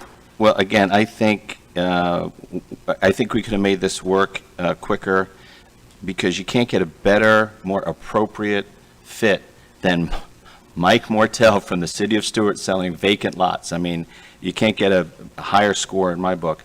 I would like to suggest that we share the score with Mr. Casey Daniel and invite him back, because he was our number one candidate, and I don't want any harm All right, toward him. I think that was said by Commissioner Fender. So let's please call the vote. Town clerk, call me last, please. Can you just repeat the motion that we're voting on? I'm sorry. This was by Commissioner Fender, and it is to go, Move forward with the original content of streamlining the RFP process and going about to bid again for, in a more efficient manner. And trying to get more input, more than, at least 3 bids is what we're looking for. And then it was seconded by Commissioner Tompeck. Quick clarification, even though we were about to call it. There were some questions. Do you feel that they were answered, Town Attorney? If I could just cover those questions. Yeah, I'm realizing we. Okay, ask So them. the first question is the zoning on this property is public use, which is perfectly fine. Mhm. You all, from a business standpoint, is that going to get you the best bids? Or if you rezone it, which will delay the process, if you rezone it to residential, will that get you better bids? I don't know that. So that was one question, because the future land use and where we had the question was, since Bonnie Landry's working on that comprehensive plan amendment, there was a question whether we could even rezone it, because remember, we were kind of on the probationary list with the state for another few months in terms of what we're allowed to do. But she clarified that, yes, we could rezone it. We couldn't change the future land use map, but that's already fine. That's already residential. I happen to think it's not a big deal. If you go out for bid with it as public use, a developer could easily apply to rezone it. But if you thought it would make the value of the property higher to do that rezoning process, then you go through that process, and that takes a couple of months to do. So that's the first question. Before I call Commissioner Fender, Town Manager I want to ask you, and the attorney, do these need to be answered before we make that? They don't need to be answered before your motion that's sitting here, but we do need it for clarification for the RFP. The last time we spoke about it, the conversation up here was pretty detailed. It was almost micromanaging the process. So we wanted to make sure we answered what your requests were. But what I want to say to you from a recommendation standpoint is I would recommend leaving it as a municipal zone right now, rather than changing it to residential, because if it doesn't sell and you choose not to sell and wait, we don't have to change it back again. There's a cost to even us changing it, so. I was going to say, we should do it cost the least. Yes. Oh. Anyway, so how about we call this vote, because it's been sitting there, and then we can discuss this, and we'll make sure we do that other motion. So Town Clerk, will you please call the vote? I heard the motion, though, was different than what he originally stated, because Frank I'll added, let you restate it the way you think it is, and I'll probably agree. Go ahead. you said that it's going to require that we get 3 bids. And I think the spirit of this concept is that we didn't get enough bids, and so we want a process that's going to get at least 3 bids, because that's a valid, fair RFP process. So is that going to? Okay, why don't we make a motion to refine the RFP, details to be. We can't determine how many people are going to be bid. discussed. I don't think we can say it has to be 3. Okay, Madam Mayor, may I suggest that you rescind your motions that are currently on the floor while you're debating what they should be? Okay, why don't you rescind it and we'll start fresh? I'll be happy to rescind my motion. Perfect. All right. So before we do any more discussion, because we've discussed this a lot, and there's consensus to move forward with a refined RFP, Shall we answer the questions let's first? knock out these questions. I'm okay with whatever's cheapest in terms of the zoning. Oh, sorry. Commissioner Fender, sorry. So I think, and correct me if I'm wrong, the assumption of this whole sales process is that somebody will buy it and build a house on it. Therefore, the implication is that it should be zoned residential, and I don't know whether you get more or less, but I think forcing somebody to have to go through the rezoning after buying it is kind of ridiculous. So my assumption is we're going to zone it residential. You can correct me. I'm happy to be wrong about that, but that was just my assumption in the conversation. I'm fine with whatever. Is there some way we can do it concurrently, Glenn? Is there some way that we could? Well, if you're going out for bids now, right, if you authorize this now, it would go out with the current zoning. And by the time you rezone it. Could you put a clause that says it is in the process of being changed to residential? No, because the rezoning is a quasi-judicial process, and you can't in a contract agree to what you're going to rezone to. That's called contract zoning. That's not allowed. So you either have to say, we're going to sell it as is, and let's face it, it's common that developers a rezoning process. Yeah. Generally about 2 months. Take 2 readings. It's an ordinance that you've got to have 2 readings. So, Again, I'm not losing sleep over 6 months, so. Okay, but. This is near and dear to you, but I'm trying to you, or more, I say you just leave it the way it is to speed the process up and not spend any money. Is that? I didn't understand. Well, so what does that mean to a buyer? I don't know. I think it means that I can't build a house on it. So I don't know why you would do that. This is for you, like I said, you guys. Commissioner Tompeck, do you want to weigh in?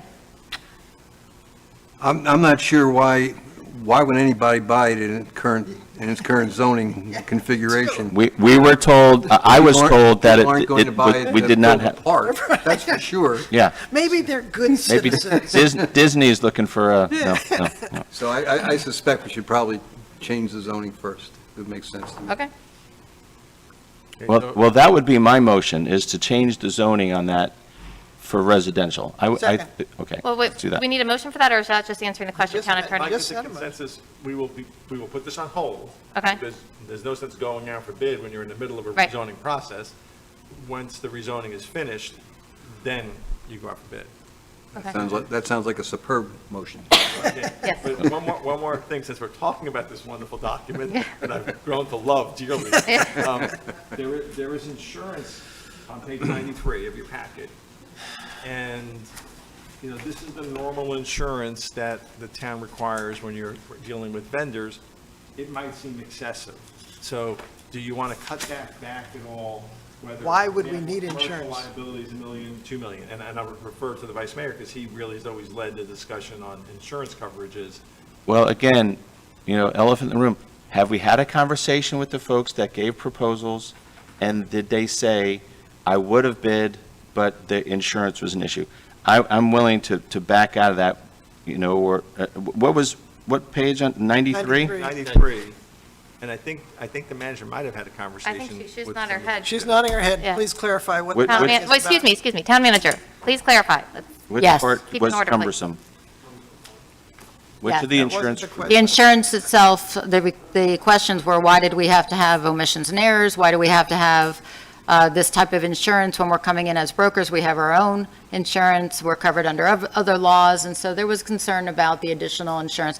And quite honestly, the additional insurance piece is a question on every RFP that we do. There seems to be a point of view that it is an extensive amount of insurance that is asked for. And so I always have to explain to the individuals that ask me that we have an insurance expert on our panel, on our commission, who has offered this information and has provided the feedback that all RFPs should have this language. And so this language is on all RFPs, specifically by direction of, I think at the time, either Mayor Campo or Commissioner Campo at that time. And that's what I've been told by my town attorney. Okay, thank you, Town Manager. Commissioner Fender? I'm just asking the pragmatic question. I mean, and realistically, if we need to be insured, I want to be insured. The question is, in this scenario of selling a property, what are we insuring ourselves for? I mean, what kind of insurance do we actually need? So, I mean, more than likely, if there was a bone of contention, it would be professional errors and omissions insurance, malpractice insurance. Now, the reason we brought that up was because when we tried to do the sidewalk with the missing piece, we had a surveyor who was incorrect in delineating the property that Dr. Nemi owned and that we owned. And that led to us dropping the lawsuit. I don't think this is excessive. I don't want this to be about me. I'm a risk manager. I know, just like you think of spreadsheets and software and infrastructure. And so, I mean, if you wanted to pull that out, you know, I have no big issue with that, but Well, I'm asking you, what should be in here? exactly what's here. Okay, so you're happy with This to me is not excessive at all. This is just commercial. But if there was one, I mean, who's not carrying malpractice insurance these days? Yikes. I mean, I got it on all sorts of things. But if there was a specific issue regarding this, it probably was professional malpractice. Now, the realtor might come and they might say, you know, you can knock down all the trees, or who knows? You know, they, you know, look at all the people that have flooding, and maybe the realtor didn't do a proper inspection. It's a vacant lot. There's not that much there. If the town manager thought that we could get better response from dropping that out, I would have no heartburn with that. I think Because that's a good approach. I think you know, I don't want the good to be the enemy of the great or something Okay, like so that. the guidance is regarding insurance. We've agreed to rezone the property. We've agreed that what is getting taken out of the insurance? Reduce it to appropriate levels as. I would just say, depicted by the- strike out professional errors and omissions insurance. I don't know that Or- we need to or- micromanage this. Or make that an option. Why don't we make that an option with no points? Okay, if they- she if- wants if- some guidance. Oh, she Okay, wants yes, some yep. guidance. And town attorney, you had buzzed and you have valuable advice. What's up? Again, in terms of insurance, I agree with Vice Mayor Campo. This is not excessive in the normal run-of-the-mill government-seeking contracts. Some people would say it's low. You know, $1 million is nowadays not a lot of coverage. I can understand if you're a real estate broker and you're selling property, normally the seller doesn't inquire about all this insurance. So, True. So I get it that this particular industry is different than an engineering firm. An engineering firm, this is peanuts. Right. So I, again, have to defer in terms of from the business standpoint, if you wanted to reduce or eliminate any of those categories, but everybody's going to have workers' comp. Everybody should have commercial and general liability. Whether you want to cut back on the professional liability, either to zero, or instead of $1 million, make it 200,000 or 100,000 or some number like that. Again, I'm not sure that makes a big difference. Is there a I think way? you said it's optional. Yeah, is there a way you could say it's not required, but if you have it, make a note? Sure. I Something like that plan. Okay, To make it easier? Okay. okay. I do want to make staff's job easier. I mean, I really do. I know you don't maybe think so. but Really? Okay. Yeah. When All I- right. when it's Let's get- appropriate for the taxpayer. Okay, hey, let's keep rolling. It's getting late, guys. On item 2, on the same page there, she wanted to clarify, and attorney wanted to clarify. Excuse me, this is the attorney's domain. That is what you wanted clarification that was provided in the addendum regarding the ability of the broker to assign a sales associate to assist in handling, and make sure we're okay with that. And again, to me, that seems normal. An associate's going to usually work with a broker. To me, Okay. it's almost a no-brainer, but because this had so much attention, if Okay. you guys are good with that. Okay. Problem. Okay. I'm okay with So we're going to agree to rezone it, keep the, assisting, the associate assisting, and then taking out the professional errors and omissions. Option. And I would look for a motion to agree on the record that this is the direction we're taking so that we can move forward to voting for the other RFP. So Am I getting moved. it right, Glenn? Yes, what I'm hearing you saying is you want this RFP redrafted in accordance with your directions, and then hold it on the shelf till after the property is rezoned. Correct. That would be my motion. Okay, that is Commissioner Fender's motion. Can I get a second? I'll second that. All right, seeing no more discussion, Town Clerk, will you call the vote, and please call me last? Vice Mayor Campo, Aye. Commissioner Fender, Aye. Commissioner Kurzman, Yes. Commissioner Tompak, Yes. Mayor Mayfield. Yes. That Yeah, was I so guess- exciting. You should have gone no. And I guess That's the motion to reject the other Yes, bids. yes. I think you were going to say the same thing. I was just going to say. I stole your thunder. That's okay. Now, is that a second? That's a Second separate- motion, that's- yes, What- I didn't second hear motion. it. So, you I'll guys, make, not you, you have the floor. I'll make the motion to reject all previous proposals. Okay, can I, Second. all right, seeing no discussion, call the Madam vote, Mayor? please. Oh, yes, Town Manager. May I just for the record reference that the rejection you're speaking of is RFP 2021-003, Real Estate Broker Services. Yes. Yes, Thank you. okay, thank you. Town Clerk, please call the vote. Commissioner Fender, Sure. Commissioner Tompak, Yes. Commissioner Kurzman, Yes. Vice Mayor Campo, Nay. Mayor Mayfield. Yes. All right, that was a So that was a doozy. Yeah, I didn't think that was going to be all that Okay. much fun, but okay. Where are we? Moving on to 12C, draft request for proposals for the finance advisor and the bond counsel. Town Manager, would you please address? Town Attorney. Madam Mayor.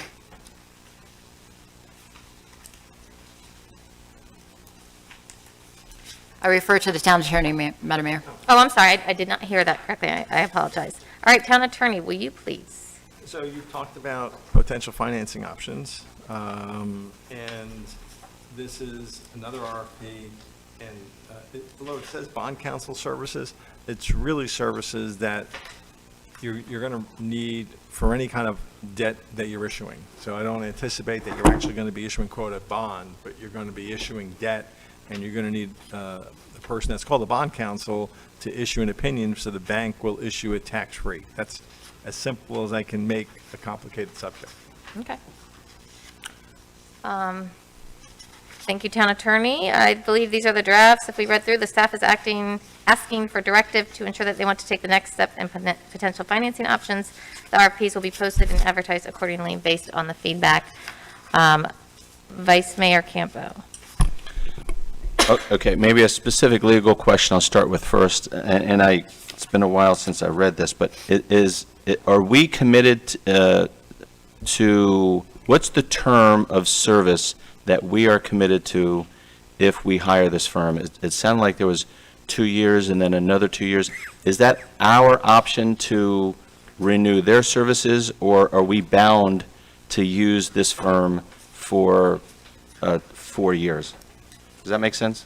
Yeah, just as the last conversation, you have the right to reject all bids at any time.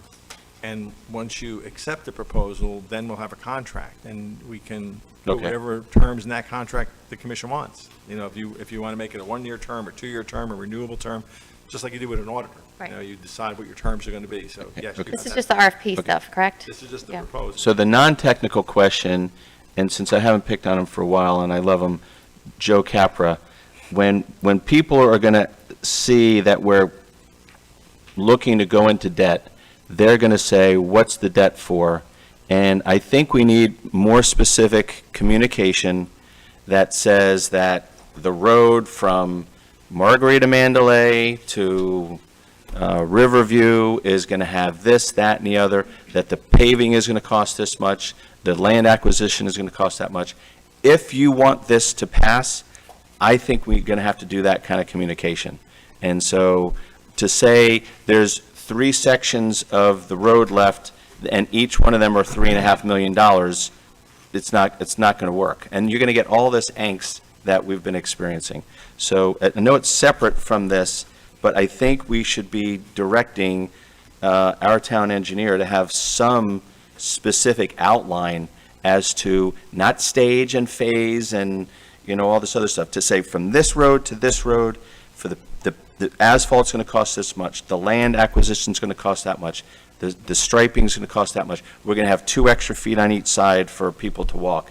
That would be my recommendation.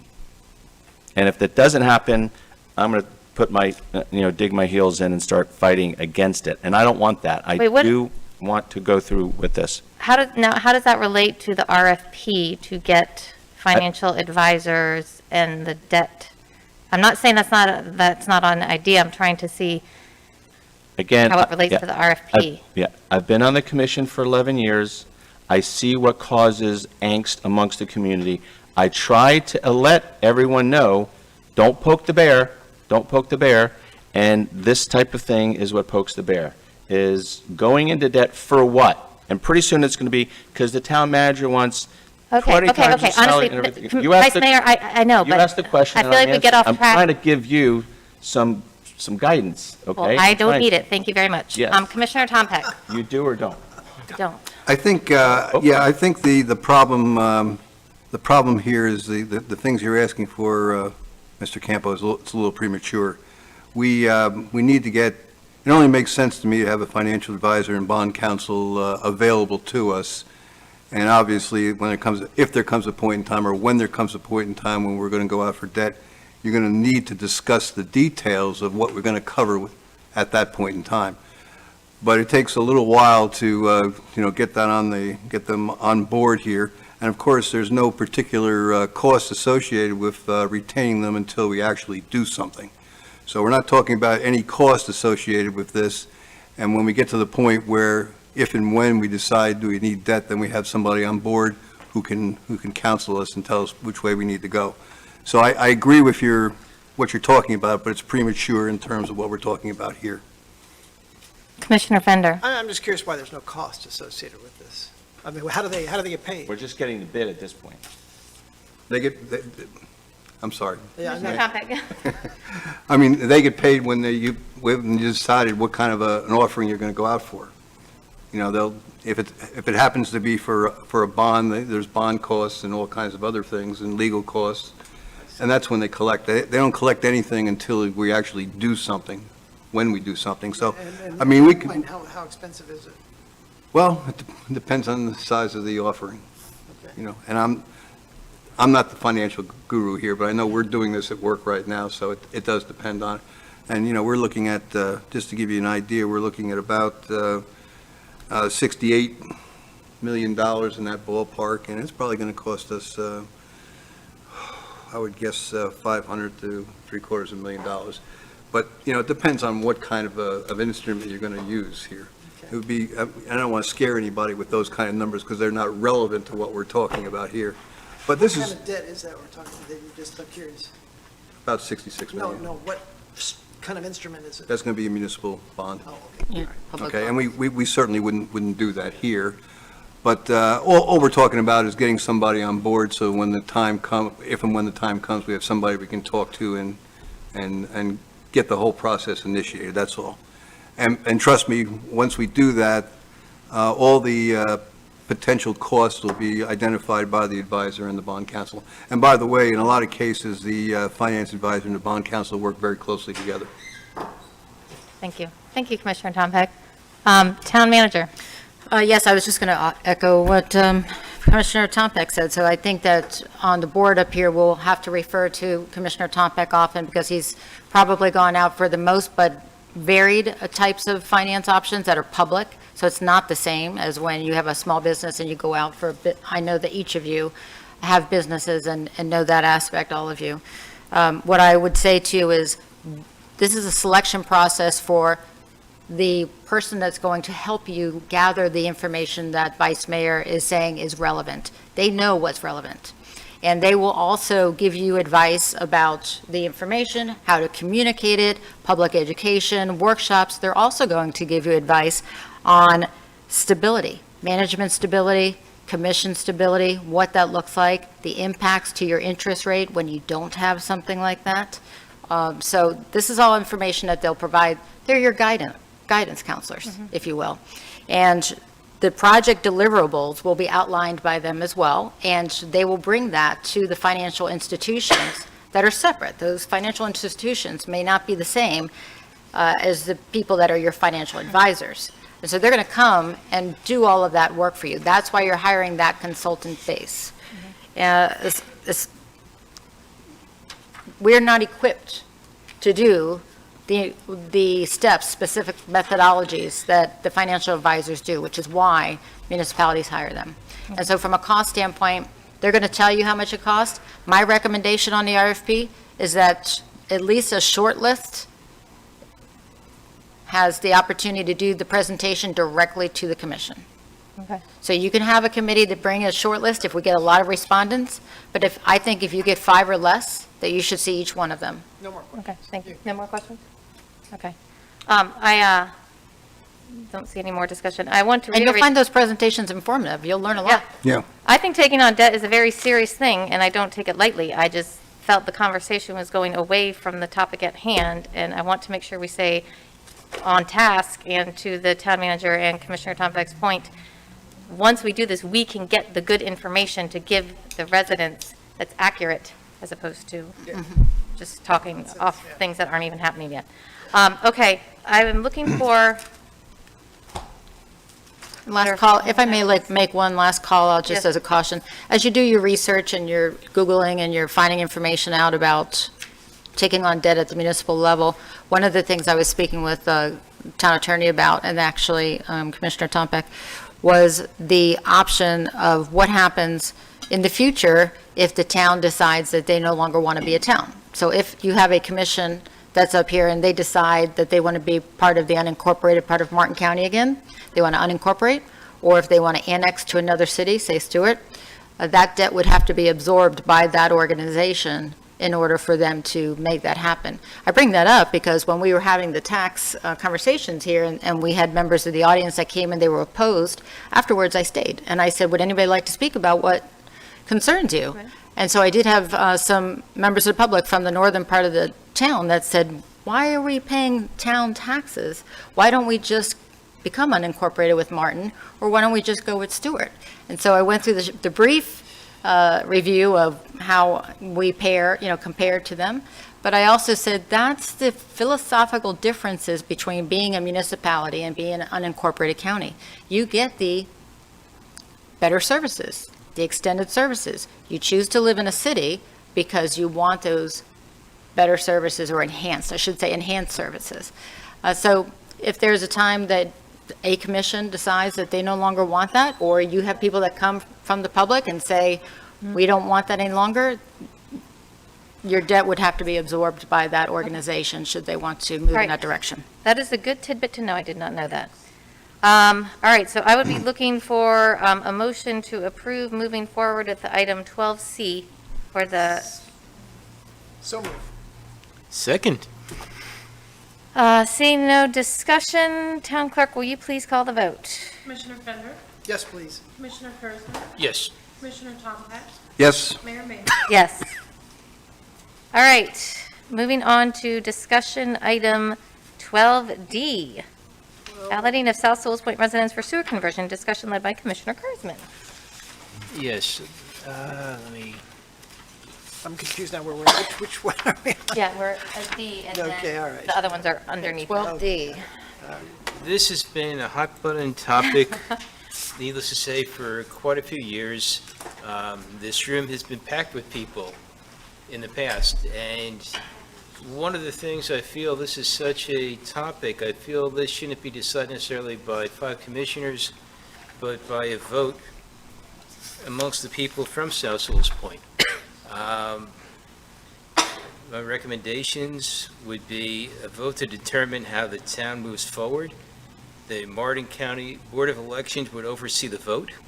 1 ballot will be mailed to each homeowner in South Sewell's Point. This is a vote by resident homeowners in South Sewell's Point. It is not a referendum because North Sewell's Point already has sewers. This was clarified by Vicki Davis, Martin County Board of Elections. This is my suggestion. The vote will include the following. I've asked different residents, and I've gotten calls. Everybody's saying it's either going to be, pretty much people that wanted it or against it, both. The number that they all came up was pretty much 8,000. Why? Because that's what North Sewell's paid. It was 8,000 plus hookup, the same as North Sewell's. So that's the number they came up with. This would require grant money to get the cost down to 8,000, and financing will be available for homeowners. These details will be stated on the ballot once it's finalized, which is not available right now. The average cost in Martin County right now for sewers is $12,000.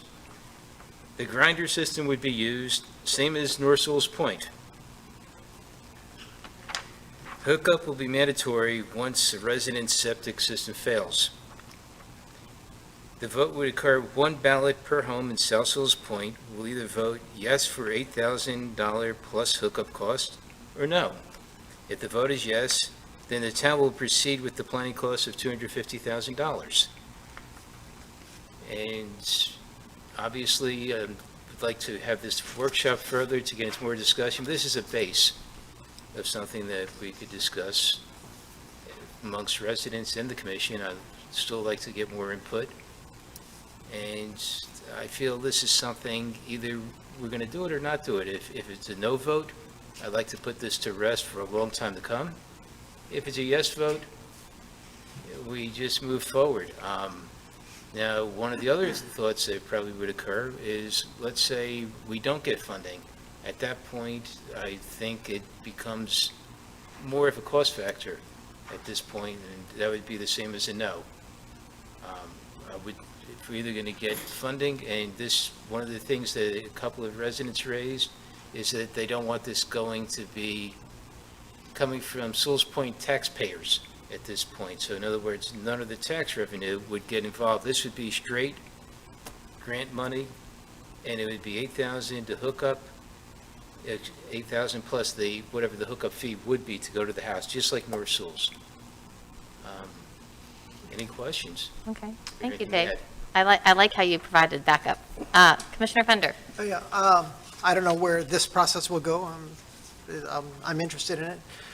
There is a philosophy about representative government and how we proceed. I won't go into it, but the only thing I would have you do in this is change your underlining to not underline hookup will become mandatory, and underline the mandatory once a resident's septic system fails. I think that's the part that's important about that line, not the mandatory thing. So I think you need to Yes. fix your underlining. Yeah, no, in other words, yeah, if the system fails, if that, that's. My eyes go yes. to, it's going to be mandatory. I don't actually read the rest of the sentence, which is really. Personally, if it could be not mandatory and the Martin County Utilities or Stewart is going to work with us, that's even better. To me, Well, that. the fact of the matter is that sentence is wrong. It's not going to be mandatory, the way that sentence is Right. written, right? Yeah. Commissioner Tom Peck?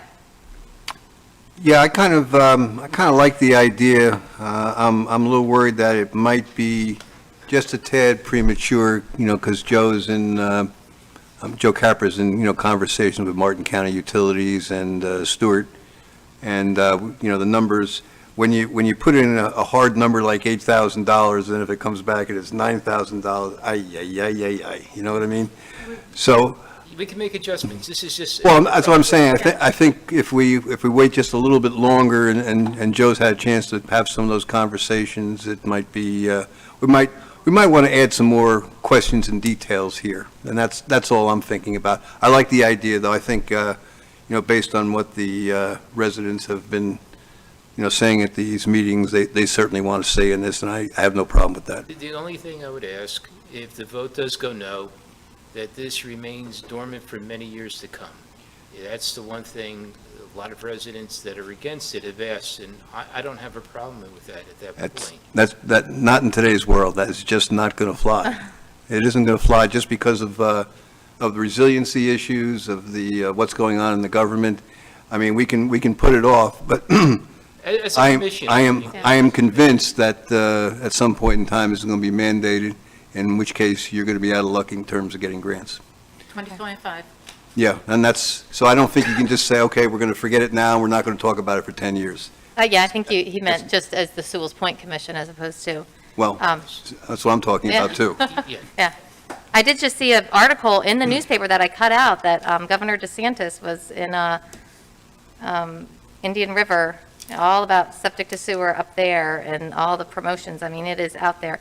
Dave, I appreciate you doing this to give us something to think about, and I am not necessarily against it either. I agree with a range or getting more information before you put a number in, because people, that you'll get held to that. And then the other thing that maybe we could put it to a workshop. I don't know if that's what you're looking to. That's what I'd be looking Okay. to, yes. Yeah, but I appreciate this backup. My other concern is in terms of environment, there's a lot of discussion about, our septic tanks or sewer worse. And once you get inland, and like our presentation we had, it seems to me, and it seems very obvious that those houses right on the water, I would love for those houses to get sewer no matter what. That's something that I would think is very important to the rivers. And I don't know how that could be managed, and that's why we should workshop this. But the idea of if we get a no vote, that those houses are just never, until we're required, that's hard for me to stomach when I think it's so important to our waterways, and that's what makes Sewell's Point so great. So that's something that I'll have to think about and figure out, like I said, specifically the ones on the water. But I like this. I'm not against this. I think that people have wanted it, and so. I feel, my thought's always been, we live in a democracy, and even South Sewell's Point in its own right is a democracy. So if the people vote no, we should leave it be. And then we'll pay higher taxes later when it's mandatory, but that's part of what would happen. So, but if they vote yes, we move forward at that point. Okay. Commissioner Fender. Yeah, my only thought is, if they vote, they should know exactly what they're voting on, right? So there probably needs to be a little bit of education around what the vote actually is. And On that's both why sides. I think, on both sides, absolutely. Yes. That's what I'm saying, there needs to be education. Yeah. Oh, yeah. And that's why I think, I agree with Commissioner Tom Peck on the building around that. I would say if you project yourself, because I went through this already once on this commission, if the vote becomes no, prepare yourself for the backlash from the rest of the community that will shine the negative light on our community. That's all I'm telling you. How dare the coastal elites presume that they don't have to care for their environment like the rest of us do. So I'm just telling you, prepare for the articles in the TC Palm that will start to be written, because I've already gone through it once, because I was on a previous commission that voted against it. Well, like I say, if it meant that much to them, instead of going out spending $7 million on golf courses, pay for it. I mean, that was Martin County That's money. a pretty simple statement that you just made. Well, maybe we should workshop this. Do you want to, would you like to workshop it? Can we, and then we can maybe get some better numbers from the town engineer. And as I said, my concern are those waterfront properties. I don't like the idea of just, I don't know. But this is why we have the workshop. This is a good start, and I appreciate the effort and you letting us know where you stand and how you'd like to proceed. That's very helpful. But So, Frank is right. The feedback would be awful. Oh, it's going to be horrific. Just awful. To our community as an image, you know. Yeah, that's right. Madam Mayor, this might be a good time to share the feedback you get already when we meet with the representatives and the senators. yeah, that's true. Septic to sewer is the way to go from the state. This is, like I said, we've got the article. They say it is easy to get money, correct? I mean, you sit in with those meetings with me, town manager, that this is where they are giving the resiliency projects. Particularly, our governor has done a great job with resiliency for Florida and protecting our waterways, and that's something that I wholeheartedly agree with. And it's, the striking while the iron is hot. So this is the time to take advantage of it, and hopefully those costs could get down to really low. And I don't know how you convey that in this, but. Yeah, that's the hard, Well, it needs some work, yeah. education or something. So, town manager, can we, maybe if you communicate with Commissioner Kurzman and the town engineer for what, discuss in the future? Madam Mayor, I would say that at this point in time, please let us move forward with the direction that we received from the commission at the last meeting, which is Commissioner Tompak will be working with myself and the town engineer, and we will do, just as we did with you, have the introduction meeting with Martin County Utilities, also separately with the city of Stewart. He would bring in his educated point of view, and at this point in time, we're going to see who can offer the best deal to the town, with our focus being on the gravity-assisted grinder system, so that it is not a mandated system. And ideally, moving forward with what we learned from the presentation from the Indian River Lagoon Council, thank you to our attorney for making that recommendation for the presentation, but that science there spoke to the impacts being the greatest by those on the water, and then moving to the infill. This would allow us to give the opportunity for all of those new homes, especially that are being built on South River Road, to get right into that system. Our biggest drawback right now, if you watched the last Martin County budget hearing, is that they have us at 29, and they're struggling to get through their projects with their Martin County utilities, which is why Stewart doesn't have a queue, and they may be able to fit us right in immediately. But it's a money issue, and it's when can we get it done issue. And again, to the point that we've made since January 2020, if you look back at your resiliency workshop, January 2020, I gave you the language from the state that said that by 2025, all indications were that the governor's office would be mandating coastal communities to make that transition. And by then, they anticipate all incentive money to be done. Right. So if we get into a position where we say, we'll wait, we'll kick the can down the street, that's okay. Indecision is a decision, and we may be at a space where they say, now you have to do it, and you don't have any money to assist. And now you really are talking between $30,000 and $40,000 per home. Whereas right now, the money that's out there to subsidize is there, and our partners are saying, let us help you. Yeah. But each time we speak with our partners, as you can attest, they say they don't want to do the efforts to get it towards our town for it to be rejected again. They would rather give it to a community that also needs it. Right. I tell you the science is there. Your town engineer came up to the lectern not too long ago to tell you the science is there. We have soils and sitting water and surface water that is contaminated in South Sewell's Point. You want to know from the finance director, the last time she was up and talking about the values within the town, the property values, what was it, 76% of the property values that had a decline were in South Sewell's Point. Want to start making some nexus connections? We can do that. Right. But it doesn't take that. I know you know what to do. And we just have to move in that direction. Yeah, I think the biggest factor when I have spoken to people who aren't just totally against sewer, and that's okay. There are people just no matter what against it. But most people are concerned about cost. That is the number one factor is cost. Mm-hmm. And so if we have the momentum, if we work with the other legs of government, and they are there, and they're ready, and they're willing and able, we can really bring that cost down, and that is truly the ideal situation, in my opinion. So, And we have to work for that. All right. That's not going to be handed to us. All right. All right, so we'll continue to move forward. Commissioner Kurzman, keep in mind what you had wanted to do, and we'll get some better information. All right, moving on to it is now item 11C, Preferred Governmental Insurance Annual Quote. Town Manager, would you please explain that? Madam Mayor, let me find the proper memo on this item. Is this the governmental insurance? Yes. Yes.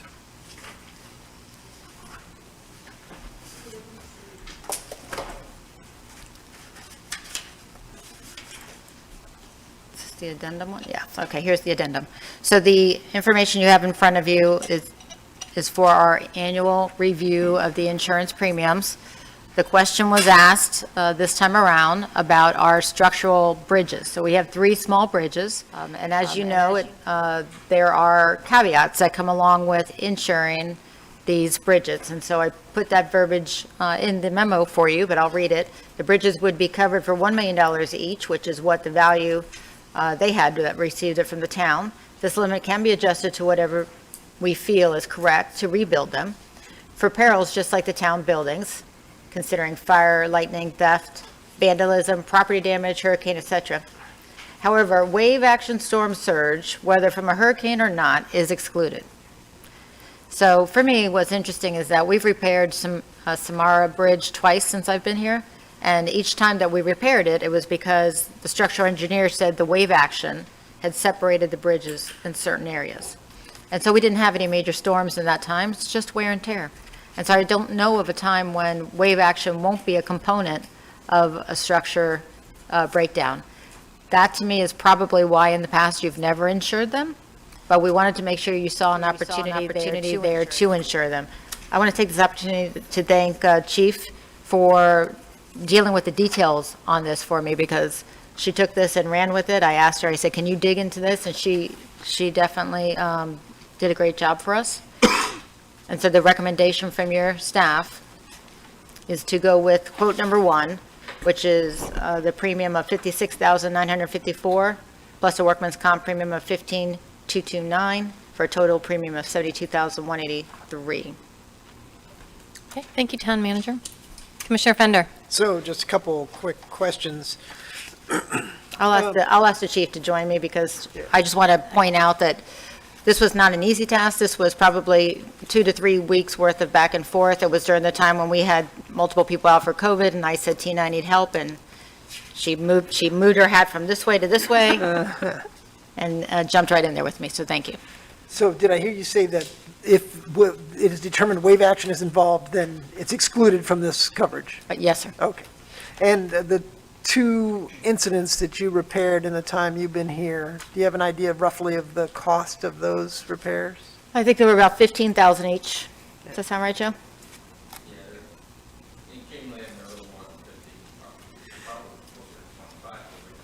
So we did so the bridge would not be included in the seawall work you did on Samara last year, the year before, where it was pretty significant. Well, that was right by a bridge. I don't know if that's considered bridge coverage, but I would assume that wouldn't be covered because that had to be caused by wave action in the storm, right? He knows to come up. Huh? He knows to come up to Yeah. the microphone. Okay, so you've had problems with seawalls Yeah. next to the bridge. You've had problems with bridges, and bridges are supported by abutments, okay, and piles, okay, and so you've had 2 different items in some of the repairs we've made. Some of them are seawall related, and some are the abutments that support the bridge.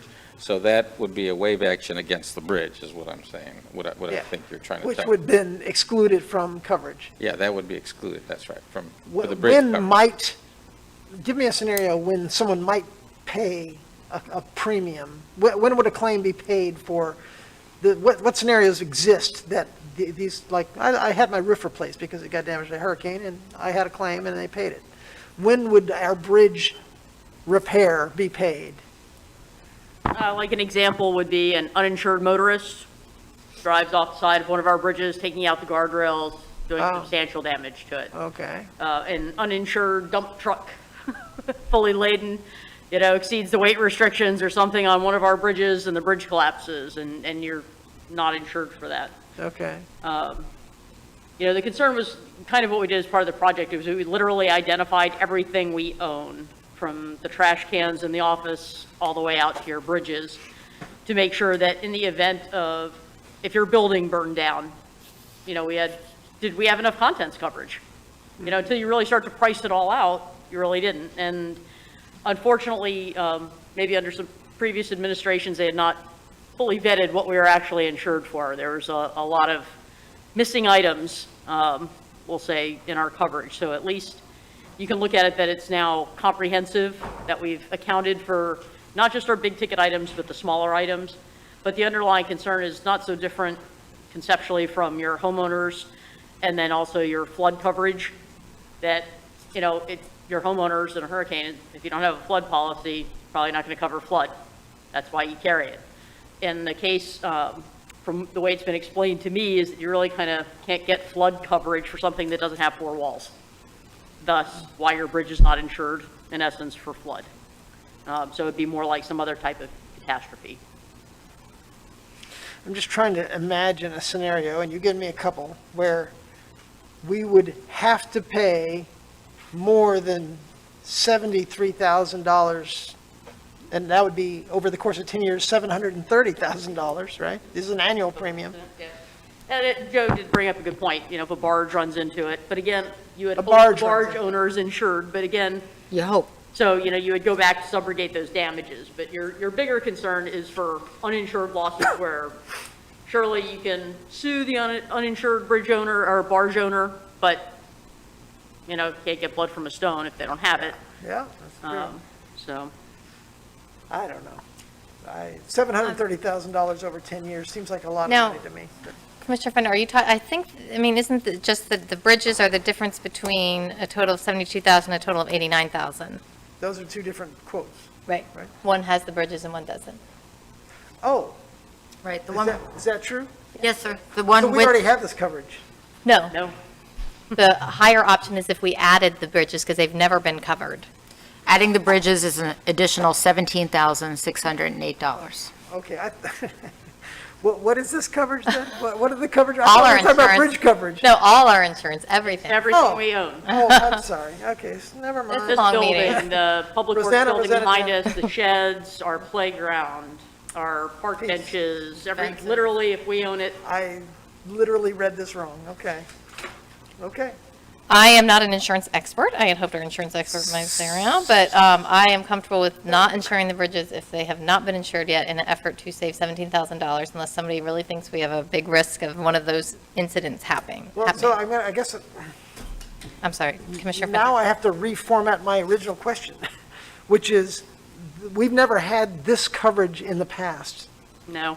No. For bridges. Well, Not for bridges. this has nothing to do with bridges anymore, Yes, right? it does. I'm my talking about the knowledge- base coverage, non-bridges. Let's forget about the bridges. Just Never for, had- huh? Yeah. To my knowledge, we have never had coverage for our bridges. I don't care about the bridges. We have coverage for other things, right? We had coverage for many things, Okay. but not everything. All right. And the cost of that coverage, non-bridge, was around what?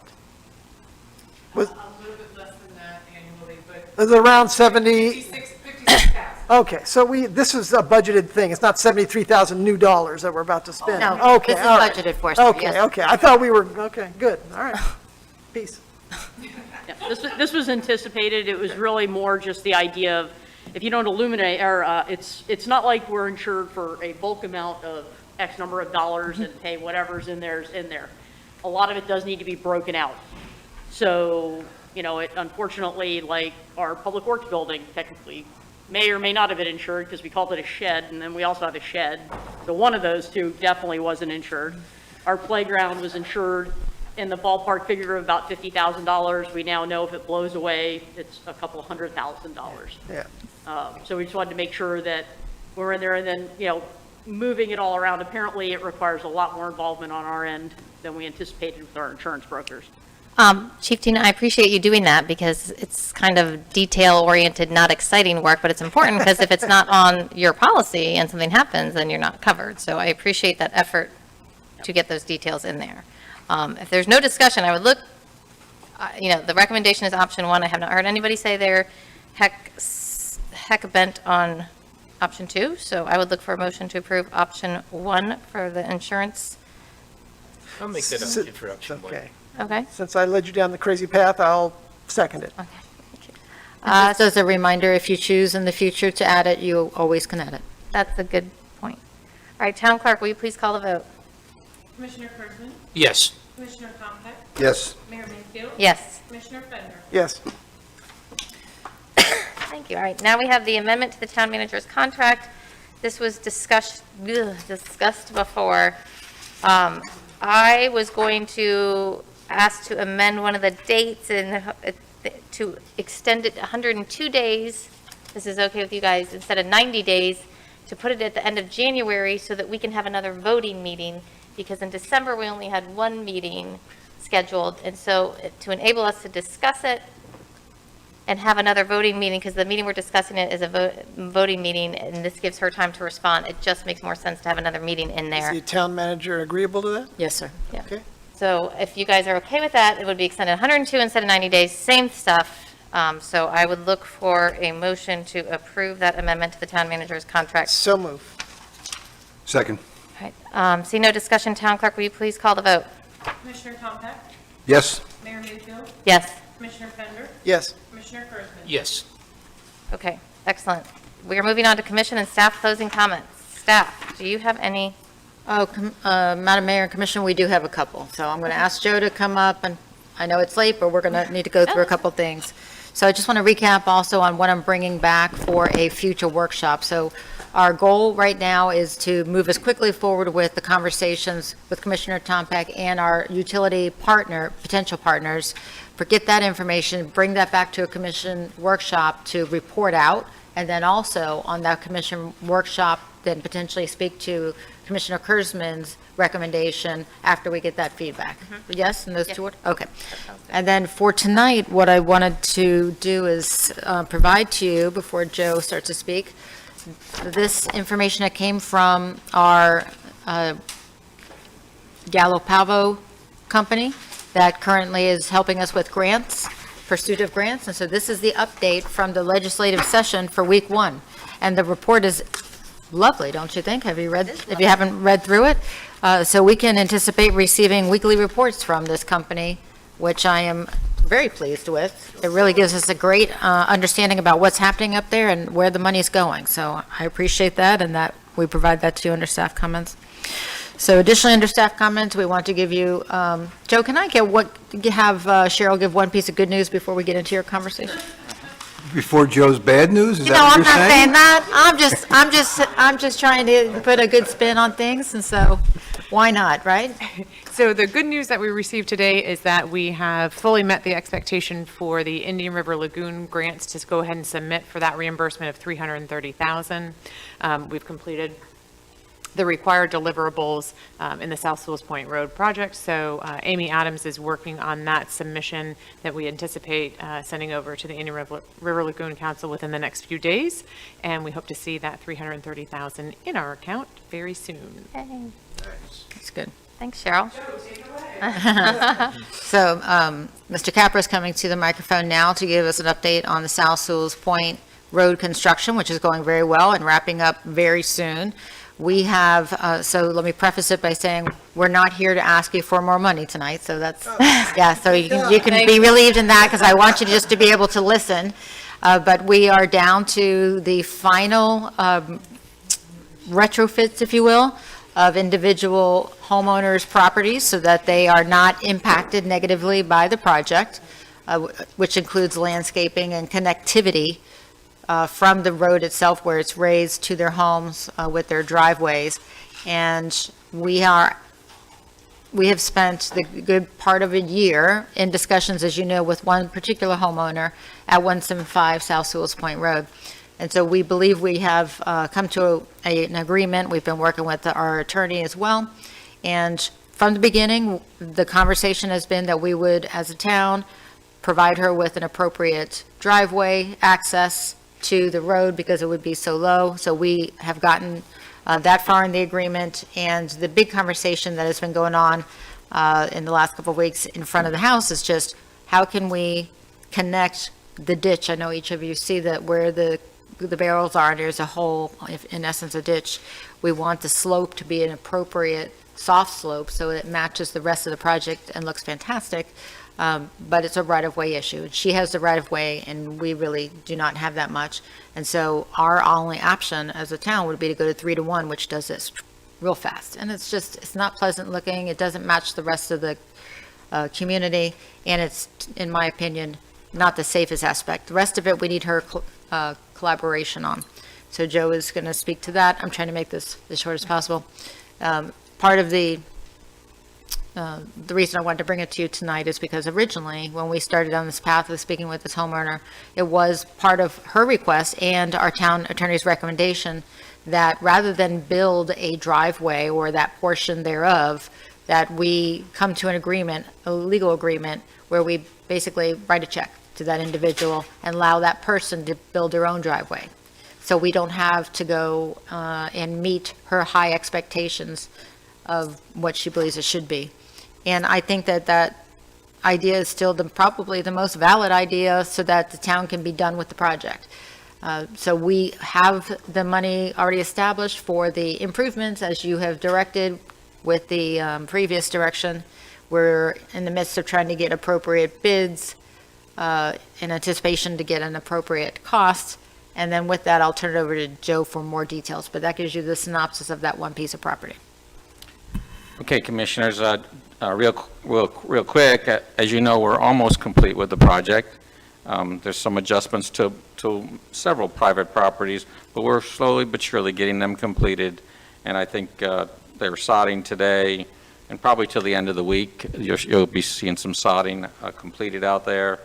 And there's punch list work going on too. You know, there's concrete things that you wouldn't think of or pick up on that they're fixing and making sure that all the underground pipes are opened up where there's not plugs in them and so forth. But essentially, they're doing some punch list work like they do on every project. But in the next week, we hope to see them add the final lift of asphalt. So as you know, there's about another inch of asphalt going to be put on that road. And obviously, those manholes that you see humps on and all that will be kind of flush by that time. But I just want you to know, and then we have to wait about 2 weeks after that to put the striping down. And there'll be a center line stripe and there'll be an edge marking stripe. So let's remember that the project will have two 10-foot lanes of road marked out, and then it has a shoulder that varies to about 2.5 to 3 feet width on either side of the road, which is bigger than what's throughout the rest of South Sewell's Point. So if you do the numbers, that means we built in the right-of-way a 30-foot section of curb, shoulder, roadway. And underneath that, and on the sides of that, we put storm sewer, underground storm sewer pipes, okay? But the importance of explaining that to you is in the area of this property owner that we're working in, basically the town only has 30 feet. So we built from right-of-way to right-of-way with asphalt, curbing, and basically after that point, we will be on the private property owner's property to basically slope to their end of their property. And so that has been a concern of this property owner. And pretty much we originally asked if we could do what we're going to talk about tonight, and that is to, if we go ahead and grade your property, if you give us permission for that, and let us put the shoulders in and so forth, if we extended the driveway, would that be sufficient compensation or mitigation for that, per se? At the time, pretty much she wasn't really willing for us to do that. So what we did when we bid the project is we moved the road inward, okay? We took off the shoulders. We took off the shoulders. So what happened during the construction of the lack of shoulders and the curbing in that area, she saw that and she says, well, I don't like that. And she pretty much said, we'll let you build to the right-of-way, and we would, and she would let us slope into her property. Well, that was before we had some rains and a few other things, and so she obviously complained about that. Well, after pleading with her, she's willing to let us slope it, and we actually asked her to provide a design, and we can put it on the screen if you'd like to, but showing us how she would like it graded. And it's, if you've looked at the work that's being done down there, it's really not that much more than what we're doing for other property owners in the area, okay? And it'll be a nice gradual slope, and obviously the thing that is important to us is to make sure that that area is sodded so that that dirt doesn't get into the inlets and the yard drains, which is exfiltration trench, which stores the water. So basically the idea is we want to bring to your attention that we are going back to our original discussion with her to extend the driveway to the back of her property. That'll have a cost to it, of course, most of which pretty much will be covered. We believe most, if not all of it, will be covered in the money that we asked for last time. If you remember, we asked for a little extra money in the last time we asked for the change order. And so we believe that'll cover most, if not all of this, of course. The thing that we will be doing is we'll be grading and sodding her property. Now the question is, and that's what Michelle was bringing to your attention, is do we do the construction with our contractor Cheatham, or do we, and to be honest with you, they're not really excited about doing any work on this property. So they will grade and sod, but they're really not willing to do work on the property, just basically based on all the comments that you've probably been reading and so forth. But that doesn't mean they won't. We haven't twisted their arm yet. That could happen. Michelle's pretty good at twisting arms over there. So that may happen. The second option is we basically we provide her reimbursement after she has it built, okay? She's provided the design, she goes and has it built, we provide the reimbursement at that point.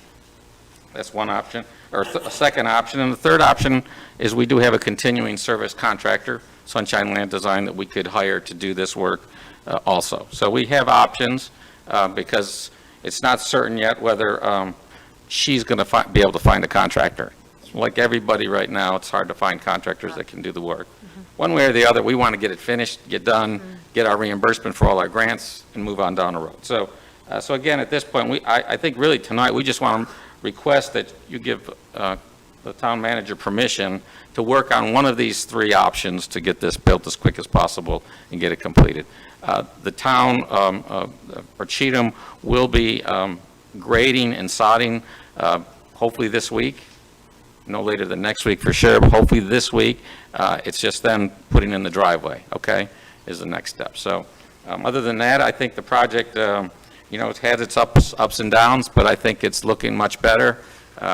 We've been making adjustments here and there for several private property owners, and again, hopefully we'll get this all behind us. The contract technically is not complete until around November, but we hope to be done in the first part of October, okay, with the project. There will be something that will be hanging out there till November, and that is the pumps. They've been ordered, we've paid for them, it's getting them shipped here and installed. So that'll be something that'll be hanging out there that we will get done also.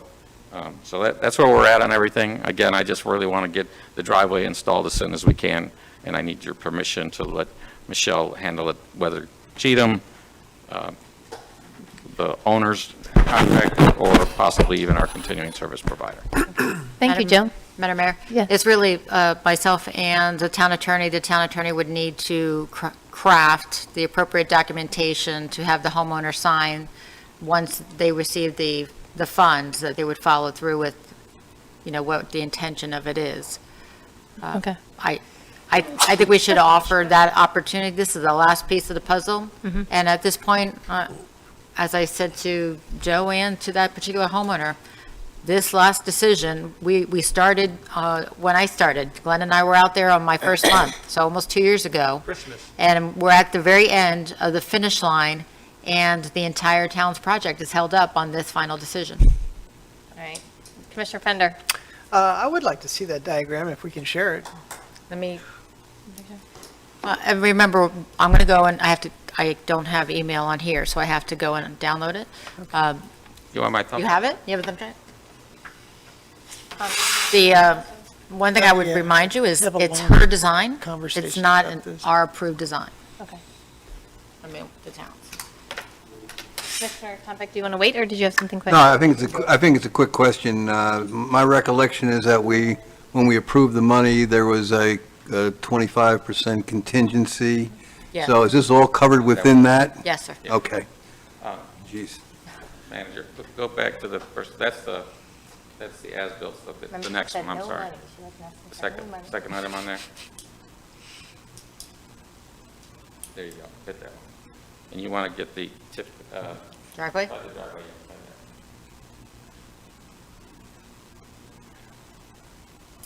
there. Okay. So, what you see on the right side is, on the right side of the drawing, that is South Sewell's Point Road. You can see the lines that depict it. What's in yellow is what's in yellow is the area that we need to grade for the drop-off from the back of curb into the property. The numbers there are the elevations, and if you look from the driveway, you see this existing gravel pavement. That's the area where the driveway is currently, and essentially you can see the elevations of 3.5, 3, 2.7, and the knots of 2.1. Essentially what we're doing is trying to create a swale, a very broad swale, from the driveway to the north to get into an inlet that we have placed there to drain our property. The little circles are next to the elevation, 3.5, 3, are actually palm trees that you would like us not to get close to. So we basically placed this away from the so you then see on the southern part of our property, another palm tree that we're going around, it's a much smaller palm tree. And basically that goes to an inlet that's on the adjacent property. So essentially, what's in yellow is what's going to be graded and sodded. And then we didn't mark it, but you see this is gravel driveway, and you see replaced with concrete there. That's the limits of the driveway that we plan on building, or what we pay for. We may not build it, we pay for it, but essentially it kind of shows you the elevation of the road for the driveway, so you can get from the entrance at 3.5 all the way back to 3.9 to our house, for the driveway, to our garages, carport is 4.1. So 439. So her driveway will be up higher than what is out there today. Yeah. But she'll have areas adjacent to it for her property. So that's what's being proposed. Any questions on that? Couple, just interested. So when it's done, it will be a gravel driveway? No, it'll be a concrete driveway. Oh, okay, all right. Right now it's gravel. Yeah. And existing gravel, and where you see the word existing concrete, that's just before you get into the garage. Yeah. And so basically we're just trying to tie in what's already concrete to the road, which is. Okay, which obviously I is see. concrete. Our All right. road is asphalt. Seemed like one of the drawings I saw, and it was a thumbnail, I didn't see a real drawing. It seemed like there were some contour lines on where the landscaping was, where the yard is. And I see you've got 3.7.3. I'm personally just concerned about the yellow area. And this is just me looking at the diagram. I assume you're going to use your eye, somebody's going to do this right, it's going to look good when we're done. And or we're going to get, is it going to flow around those trees at all, or is it far enough back where it doesn't even impact that? I see where your yellow line ends before the tree arrives, right? Before the three trees? The yellow line depicts where we plan on clearing and grubbing, and then we basically will slope from near the trees, we're not going near the trees, okay? Yeah. Stay off the trees. But are you going past the tree? Are you going around the trees? No, only the small one. On the south part, yes. See the yellow. Oh, I see that, yeah. I'm talking about on the main, I haven't actually, I can't remember that area over there.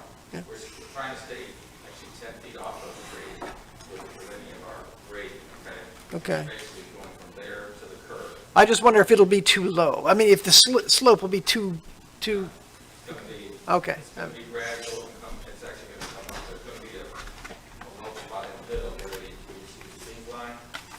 Okay, with that, oh, I see, all right. So that the water travels that way to the drain. We did Yeah, expand the road Okay, there. all right. When she. Well, okay, I'm pretty happy to see, so my personal preference, by the way, if there's a choice, is I really don't want to drag this out with a check and all that. I don't have a problem with the check. I have the problem with what happens to the check after we write it. I would like to see the project be done because I think it's, it's a premier property. It should look good. I think at the end, when the dust settles, I think she'll be happy with it, I know it's a long time coming and the negotiation will be pleasant, but You're I think you, an optimistic guy, Frank. You never forget. it's going to be a pleasant conversation, and I want her to be happy with the result, and I want to be happy with the result, right? Because I walk my dog there every week and to see what kind of progress we're making.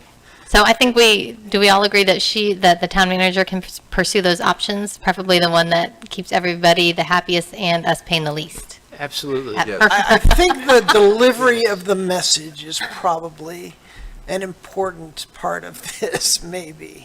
I don't know. Well, I feel like they've been doing it for a long time. I know, and I get an email every time. Just so you know, Commissioner, Yeah. this is her design. No, I'm happy about it. That's great. This is her design, so. That's great. Awesome. Design. I don't know Yeah. that to be true, but that's awesome if that's the case. I'm happy to hear it. Now, what's the deal with as-bills? Because I don't honestly know. But I keep hearing that we're supposed to have as-bills. First of all, all projects we work on, we get as-built. That tells you. After the after building, it's done, right? After it's built, and basically the contractor produces them with a surveyor. Yeah. Okay, in this case, she would like the as-built now. Now, typically Is the way. that a doable thing? I mean, do we get Well- as-bills before the building is actually built? No. Well, that's the issue. Okay. We require them when things are complete.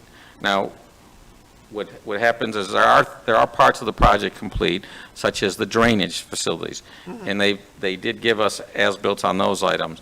They didn't have to because they're not due until the roadway and everything is complete. Right. So basically, they did give us parts of the as-built, but they did not, the asphalt's not done, so they've had to have their surveyor go out there and get information a little out of sequence. Now, and typically, I would like to say that we can get as-built sooner on certain items, control structures, drainage, and so forth. But that wasn't what she wanted. She wanted as-built of what the road is built at. The road is not finished, so that was the reluctance in this case. Okay. So anyways, Are we committed to give her as-bills? Is that a thing? it's public information. Okay. It's public information, and what is normal to as-built is we get them, we find out there's missing information, or maybe information isn't accurate, and so they go out and get more information. So they're not accepted yet, the as-built, and they're not been provided either, so, but we did give her what we had. Okay, cool. So, So the issue near and dear to my heart, I also saw something in an email about a telephone pole.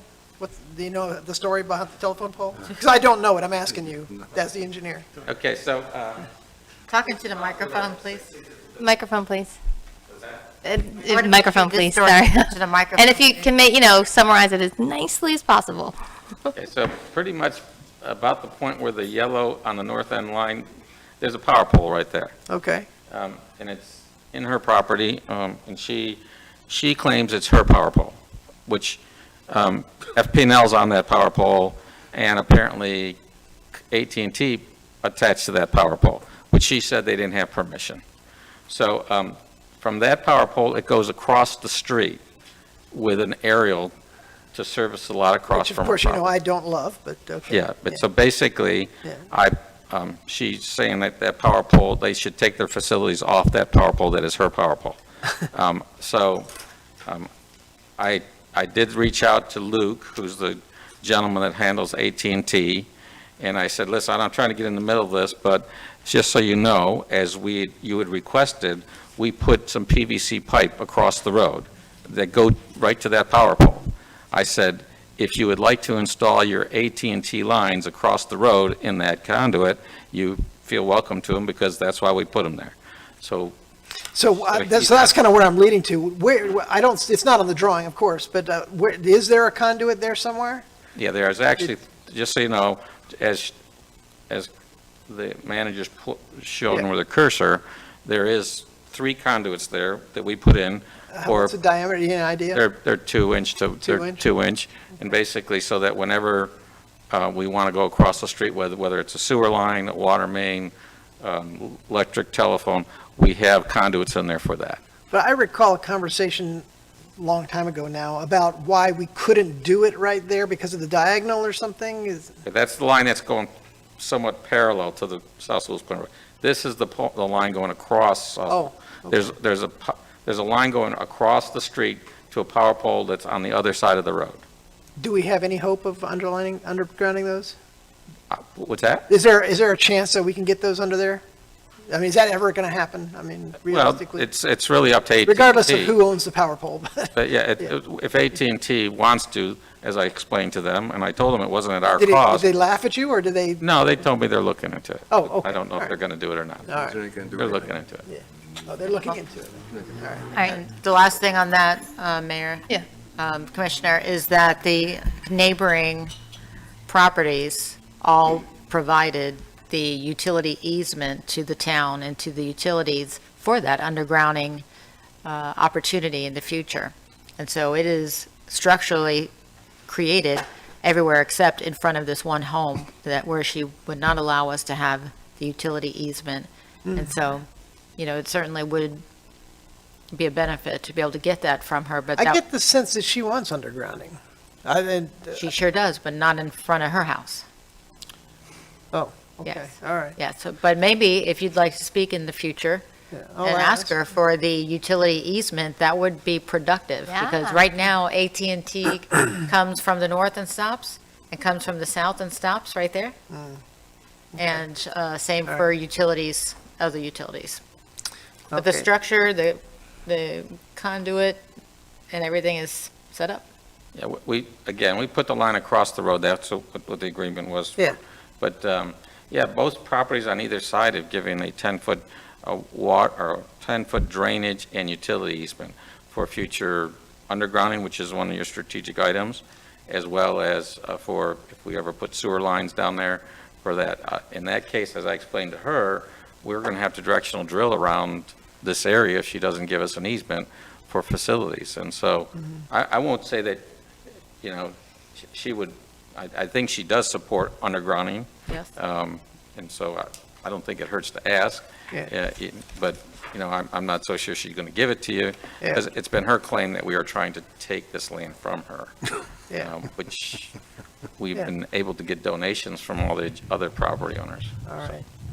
Right, So just since we're on the topic of electricity, I walk my dog there and I see lines that aren't finished. It looks like they run through trees and they do all kind of things. I mean, what's the plan for that? I assume there is one. Well, I think today. They're doing it, aren't they? Done? The one on Mandalay? Yeah, that's, yeah. I think it's done today. Yeah, Oh, I they're saw working them on it from today. the under part, they were all there, they saw them by the box between the first property in Mandalay and the second property. Right. You could see they were digging the trenches, and Yay. I didn't get to see the very end, but I saw where they were going, and it was. This is the everything power line? Yeah, the power line was actually hanging on. I saw it. It's crazy, trees, yeah. And it's scary. So is it going underground? Is that what you're saying? It's going Yeah. underground. Just Oh, in that one sweet point. Georgia Brown. Okay, good. Maybe At least there's it's underground one. before, right? Just in the one section by Mandalay. Yeah. Okay. Well, that's one's a start. So- And that took Yeah. our public works guy calling his front immediate person, the mayor calling somebody that she recognized, our liaison working, Mr. Kurzman setting me up with a resident who knew people. It was a lot And of our, calling. and our How's it going with basic liaison. It was, our Sewell's Point resident who is now the FPL liaison, right? He was helpful. I mean, I saw him at a Treasure Coast Regional League of Cities, and he said he got on it. I mean, maybe it was all coincidental with everybody doing everything, but he was he was But part he of, lives he was here in part of Sewell's it the whole Point. time. Oh, yes, Yeah. he's a good partner. Okay, good. All right, great. It's just that FPL is a big. Oh, yeah, of course, machine. of course. Yes, yes, yes. All right. All right. Well, keep the pressure. Commissioner Kurzman. I just wanted to say that let the staff handle this at this point. Yeah. Now, that's where I was, Yeah. that was a while ago. Yeah. No, Diplomatically. Yeah. Without armed guards and whatever I get. And without spending any more money. Yeah. I have something I'll save for the next meeting. I'll spare you guys. But I like this a lot. I think this is so great to help us stay up to date because a lot of things are happening and you don't get little nuggets like this. So thank Hey, you. Chloe. All right. Can I get a motion to adjourn? Gosh, you guys. So moved. A second? Second. Meeting adjourned.